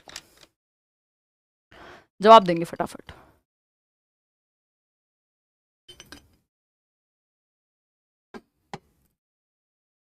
सेवेंटी 71% लोग थर्ड ऑप्शन दे रहे हैं। चलो आप तो बहुत स्मार्ट हो गए, फटाक से करते हैं इसको सॉल्व। थर्ड पे चले जाते हैं डायरेक्ट, टाइम बचाते हैं। Which of the following statements about classroom assessment is correct. Check कर लेते हैं ठीक है कि नहीं। Formative assessment should include tasks which inform teachers about what students know about the concept before they begin teaching. हाँ, कह सकते हैं कि रचनात्मक आकलन एफए में आप कई बार कुछ सवाल पूछ सकते हैं, तो शिक्षकों को इस बारे में सूचित किया जाता है कि जो पढ़ाना शुरू करने वाले हैं तो पूर्व ज्ञान कितना है बच्चे का, ये फॉर्मेटिव टास्क में आएगा। बात तो सही है। बाकी देख लेते हैं। Use of norm referenced assessment that compares performance of the student to that of peers motivations, या to that of peers motivates students to learn more meaningfully. बकवास बात है कि दूसरे बच्चों से कंपेयर करना, इसलिए नॉर्म रेफरेंस का इस्तेमाल करो तो ये बहुत अच्छा क्लासरूम असेसमेंट का तरीका है। Focus of assessment should be paper pencil assessment. नहीं भाई, बच्चों को एक्टिव रखो, नॉन रिटर्न भी होनी चाहिए, एक्टिविटीज भी होनी चाहिए। Summative assessment does not serve any purpose. नहीं भाई, पर्पज तो होता है सबमिटिव असेसमेंट का भी, है ना, तो ये भी नहीं कह सकते। तो थर्ड ऑप्शन यहाँ सही है, बाकी जो है सारी बातें गलत हैं। आगे बढ़ेंगे, क्वेश्चन नंबर 27 देखिएगा, असर्शन रीजन वाले सवाल हैं। Again, adaptation such as audio tapes, use of computer software which provides text to speech input, extended time to complete assignments, facilitate learning for students who are visually challenged। वो बच्चा जो दृष्टि बाधित है, जिसको देखने में दिक्कत है, तो उसको आप ऑडियो टेप्स का हेल्प ले रहे हैं, आप टेक्स्ट टू स्पीच के जो लिखा हुआ है वो बोल करके उसको सुनाई दे जाएगा, क्योंकि वो देख नहीं सकता, पढ़ तो नहीं सकता लिखा हुआ है, या तो अनटिल अनलेस वो ब्रेल लिपि में नहीं है या ब्रेल स्क्रिप्ट में नहीं है। असाइनमेंट कंप्लीट करने में आप उसको एक्स्ट्रा समय दे रहे हैं, ये बेहतर बात है, अच्छी बात है। रीजन क्या है, teacher should adapt the curriculum to provide equity and meet the needs of diverse learners. कि इक्विटी का ध्यान रखना, यहाँ पे इक्वालिटी नहीं कि सब बच्चों को बराबर टाइम मिलेगा। अरे भाई, एक बच्चा है जो देख नहीं पाता या सुन नहीं पाता, उसको एक्स्ट्रा टाइम चाहिए, तो वो इक्विटी है वहां पे कि भाई आपने मेट्रो में पहला डब्बा महिलाओं के लिए सुनिश्चित कर दिया, आरक्षित है, तो वो इक्विटी के आधार पे है, वो इनइक्वालिटी नहीं हो रही है किसी के साथ, तो आपको यहाँ एक्स्ट्रा हेल्प देनी थी, जरूरत है। तो ANR बोथ सही है और करेक्ट एक्सप्लेनेशन भी है। फर्स्ट ऑप्शन यहाँ पे आप सिंपली सही जवाब दे भी पा रहे हैं। चलिए आगे बढ़ते हैं, क्वेश्चन नंबर 28 पे। रीजन असर्शन क्या है, adolescents have difficulty with emotional regulation and inhibiting their impulses are quite susceptible to peer pressure।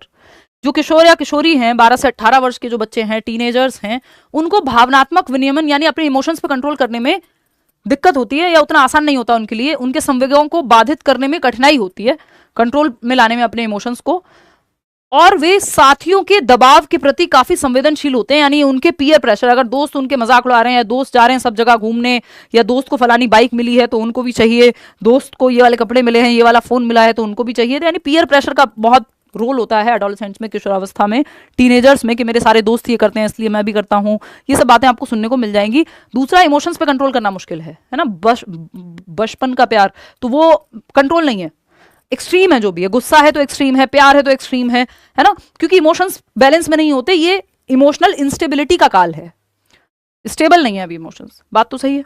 Reason क्या है, physiological and hormonal changes during adolescence impact the behaviour of adolescents in a variety of ways. यानी किशोरावस्था के दौरान जो शारीरिक और hormonal changes है, हर तरह के चेंजेस इतनी तेजी से हो रहे होते हैं, चाहे वो फिजियोलॉजिकल चेंजेस हो, हार्मोनल चेंजेस हो, साइकोलॉजिकल चेंजेस हो, स्ट्रेस एंड स्टॉर्म का काल है, इसीलिए तनाव एवं तूफान का काल है। बच्चे को माँ बाप दुश्मन नजर आते हैं कई बार, क्योंकि वो दोस्त तो बन नहीं पा रहे, उसके इंटरेक्शन नहीं हो पा रहा, वो कंफर्ट नहीं महसूस कर पा रहा, और उसको फीलिंग ऑफ रिवोल्ट है, बहुत ज्यादा विद्रोह की भावना है। तो ये भी सही है बात, इसकी वजह से रीजन सही बताया है, तो ए भी सही है, आर भी सही है, और आर का सही रीजन भी है, आर सही रीजन भी है ए का। बात क्लियर है। चलिए खैर आगे बढ़ते हैं, क्वेश्चन नंबर 29। गिफ्टेड चिल्ड्रन, प्रतिभाशाली बच्चे। गिफ्टेड चिल्ड्रन भी 3 प्रकार के होते हैं। एक वो जो हाई IQ बच्चे हैं, जनरली हम गिफ्टेड से मतलब हाई IQ का ही समझते हैं, क्रिएटिव बच्चे और टैलेंटेड बच्चे, ये तीनों गिफ्टेड की कैटेगरी में ही आते हैं। बट सामान्य तौर पे हम मानते हैं कि गिफ्टेड बच्चा है तो आईक्यू तेज होगा या किसी क्षेत्र में बहुत बेहतर करने की क्षमता रखता होगा। तो excel in all academic as well as co curricular areas, ये बिल्कुल जरूरी नहीं है कि एकेडमिक में भी अच्छे नंबर भी लाएगा और को करिकुलर में भी अच्छा करेगा। हो सकता है विराट कोहली को गिफ्टेड नहीं कहोगे क्या, लेकिन एकेडमिक्स में क्या उन्होंने बहुत तीर मार लिए, स्टैनफोर्ड चले गए थे पढ़ने? नहीं भाई, वो दोनों चीजें साथ में कैसे करते? अगर क्षमता है भी तो, और जरूरी नहीं है सब में हो, किसी में हो सकता है। मल्टीपल इंटेलिजेंस क्या कह रहा है आपका कि अलग अलग तरह की इंटेलिजेंस है। तो गिफ्टेड बच्चों का जरूरी नहीं कि वो को करिकुलर में भी अच्छा करें, एकेडमिक्स में भी अच्छा करें, किसी एक फील्ड में अच्छा करेंगे, और जनरली एकेडमिक्स में ठीक करते हैं। Exhibit high cognitive abilities as well as skills of social communication, उच्च संज्ञानात्मक क्षमताओं के साथ साथ सामाजिक संप्रेषण के कौशल भी जो है, देखो ये कॉग्निटिव एबिलिटीज हाई होती है, ये हम मानते हैं कि thinking, reasoning, problem solving, attention, memory वगैरह अच्छी होती है जो गिफ्टेड बच्चा है उसकी। लेकिन सोशल कम्युनिकेशन भी अच्छा होगा ये बिल्कुल जरूरी नहीं है। हो सकता है एकदम गिफ्टेड बच्चा हो लेकिन कम्युनिकेशन बहुत खराब हो, है ना, संभावना है इस बात की। आगे बढ़ते हैं। Get distracted easily and have low concentration span, ये तो एडीएचडी वाला बच्चा है। गिफ्टेड बच्चे का जनरली अटेंशन स्पैन बेटर होता है। Absorb information quickly and accurately, ये गिफ्टेड की निशानी है कि वो इंफॉर्मेशन को जल्दी समझ जाता है, क्विकली समझते हैं और एक्यूरेटली समझते हैं। मेमोरी अच्छी होती है, क्यूरियोसिटी यानी जिज्ञासा ज्यादा है, अपनी एज से बड़े दोस्त मिल जाएंगे, वोकैबुलरी बेहतर होती है। There are so many things जो एसोसिएटेड हैं गिफ्टेड बच्चे के साथ, जिसमें से एक ये इंपॉर्टेंट है कि absorb information quickly and accurately, जल्दी चीजों को समझ लेते हैं और सही से सटीकता से समझ लेते हैं। कि हो सकता है वही बात दूसरे बच्चे को 3 बार में समझ में आ रही हो, इनको वो 1 बार में आ जाएगी। आगे बढ़ेंगे। अब इसमें एनवायरमेंट का भी थोड़ा सा रोल है, लेकिन जनरली गिफ्टेडनेस मतलब वो अपने एनवायरमेंट में आपको दिख जाएगा बच्चा अलग। क्वेश्चन नंबर 30 देखिएगा, which of the following statements about language and cognition is not correct as per Lev Vygotskys theory. Vygotsky की थियरी के अनुसार भाषा और संज्ञान के बारे में कौन सी बात सही नहीं है? तो मैंने आपको थोड़ी देर पहले बताया था, लास्ट सवाल है, सोसाइटी, कल्चर और लैंग्वेज ये 3 बहुत महत्वपूर्ण चीजें हैं एज पर वाइगोत्स्की। ठीक है, तो लैंग्वेज को वो फुल महत्व देंगे। अब आप फटाफट से जवाब देंगे।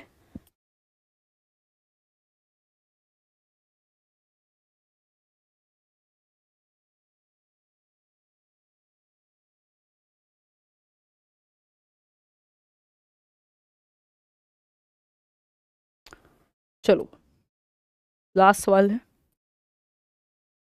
11 भी बज गए। देखिए 61% लोग फर्स्ट ऑप्शन कह रहे हैं। Language development hinders cognitive development, यानी भाषा का विकास संज्ञानात्मक विकास में बाधा डालता है। एकदम बकवास बात है, ये सही नहीं है। वाइगोत्स्की तो कहते हैं लैंग्वेज टूल है, एक साधन के रूप में काम करती है, संज्ञानात्मक विकास में हेल्पफुल है काफी। सोसाइटी, कल्चर और लैंग्वेज ये तीनों हेल्पफुल हैं संज्ञान के विकास में, दिमाग के विकास में, मेंटल या इंटेलेक्चुअल एबिलिटीज के विकास में। Inner speech is use for mental reasoning, हाँ भाई आप खुद से बातें करते हैं, खुद को ही तर्क देने के लिए मन मन में, ये इनर स्पीच है जो आपकी 7+ ईयर्स में आपको देखने को मिलती है, 6+ ईयर्स में भी देखने को मिलती है। साइलेंट इनर स्पीच बोलते हैं उसको हम। और एक आपकी प्राइवेट स्पीच है जो 3 से 6 वर्ष में मिलती है, और सोशल स्पीच 2 साल में आप बाहर बोलना शुरू कर देते हैं समाज में। 3 प्रकार की स्पीच इन्होंने दी है, किसी और क्लास में डिटेल में चर्चा करेंगे। तो इनर स्पीच मेंटल रीजनिंग के लिए इस्तेमाल की जाती है, हाँ ये बात सही है, बट हमें सही चाहिए ही नहीं, हमें तो गलत चाहिए, तो हमारे लिए तो ये गलत हो गया। Language inevitably affects the way a child thinks, भाई भाषा जो है वो प्रभावित करती है कि आप सोचते कैसे हैं। बिल्कुल लैंग्वेज के माध्यम से सोच पा रहे हो ना। External speech is use to converse with others, भाई एक्सटर्नल स्पीच का यानी सोशल स्पीच जिसको कहते हैं, बाह्य भाषण का उपयोग दूसरों के साथ बातचीत करने के लिए किया जाता है, जो 2 साल से शुरू हो जाती है। ये बात भी सही है, ये तीनों सही है, बट हमको सही नहीं चाहिए, हमको गलत चाहिए। Language development hinders cognitive development, ये बात गलत है और यही बात सही है। क्यों? क्योंकि पूछा ही गलत था। तो जब नॉट लिखा हुआ है तो जो सही नहीं है वही सही है, जो एक्चुअल में सही नहीं है वही सही है, क्योंकि नहीं लिखा हुआ है कि वाइगोत्स्की के अकॉर्डिंग क्या सही नहीं होगा।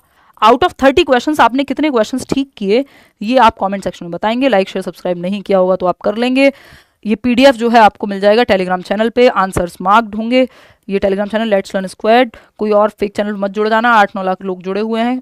ये अगर आप सीटेट के बैच में, कंप्लीट बैच में एनरोल करना चाहते हैं, जो आपको कर लेना चाहिए अगर आप कर सकते हैं तो करियर विल ऐप डाउनलोड करके टीचिंग सेक्शन में जाएंगे। 24 तारीख तक डिस्काउंट है, या आपके किसी दोस्त को करना हो या आप 2 दोस्तों को एक साथ मिलकर कोर्स लेना हो, what ever. Anyway 30 out of कितने क्वेश्चंस आपके ठीक हुए ये आप बताएंगे कमेंट करके। आज के लिए इतना ही, हम मिलेंगे मंडे। बहुत अच्छा लगा आपसे जुड़ करके, है ना, मंडे मिलेंगे। और ये सीरीज तो चलेगी ही, और भी चीज़ें जो हम कर पाएंगे यूट्यूब पे करेंगे। चलिए टेक केयर, धन्यवाद आपका, thank you so much, bye bye, tata. Comments में बता देना कितना स्कोर किया, और कोई भी सेशन कैसा लगा, स्पीड कम ज़्यादा, वॉट एवर जो भी आपका फीडबैक हो सब बता देना, ठीक है, बाय।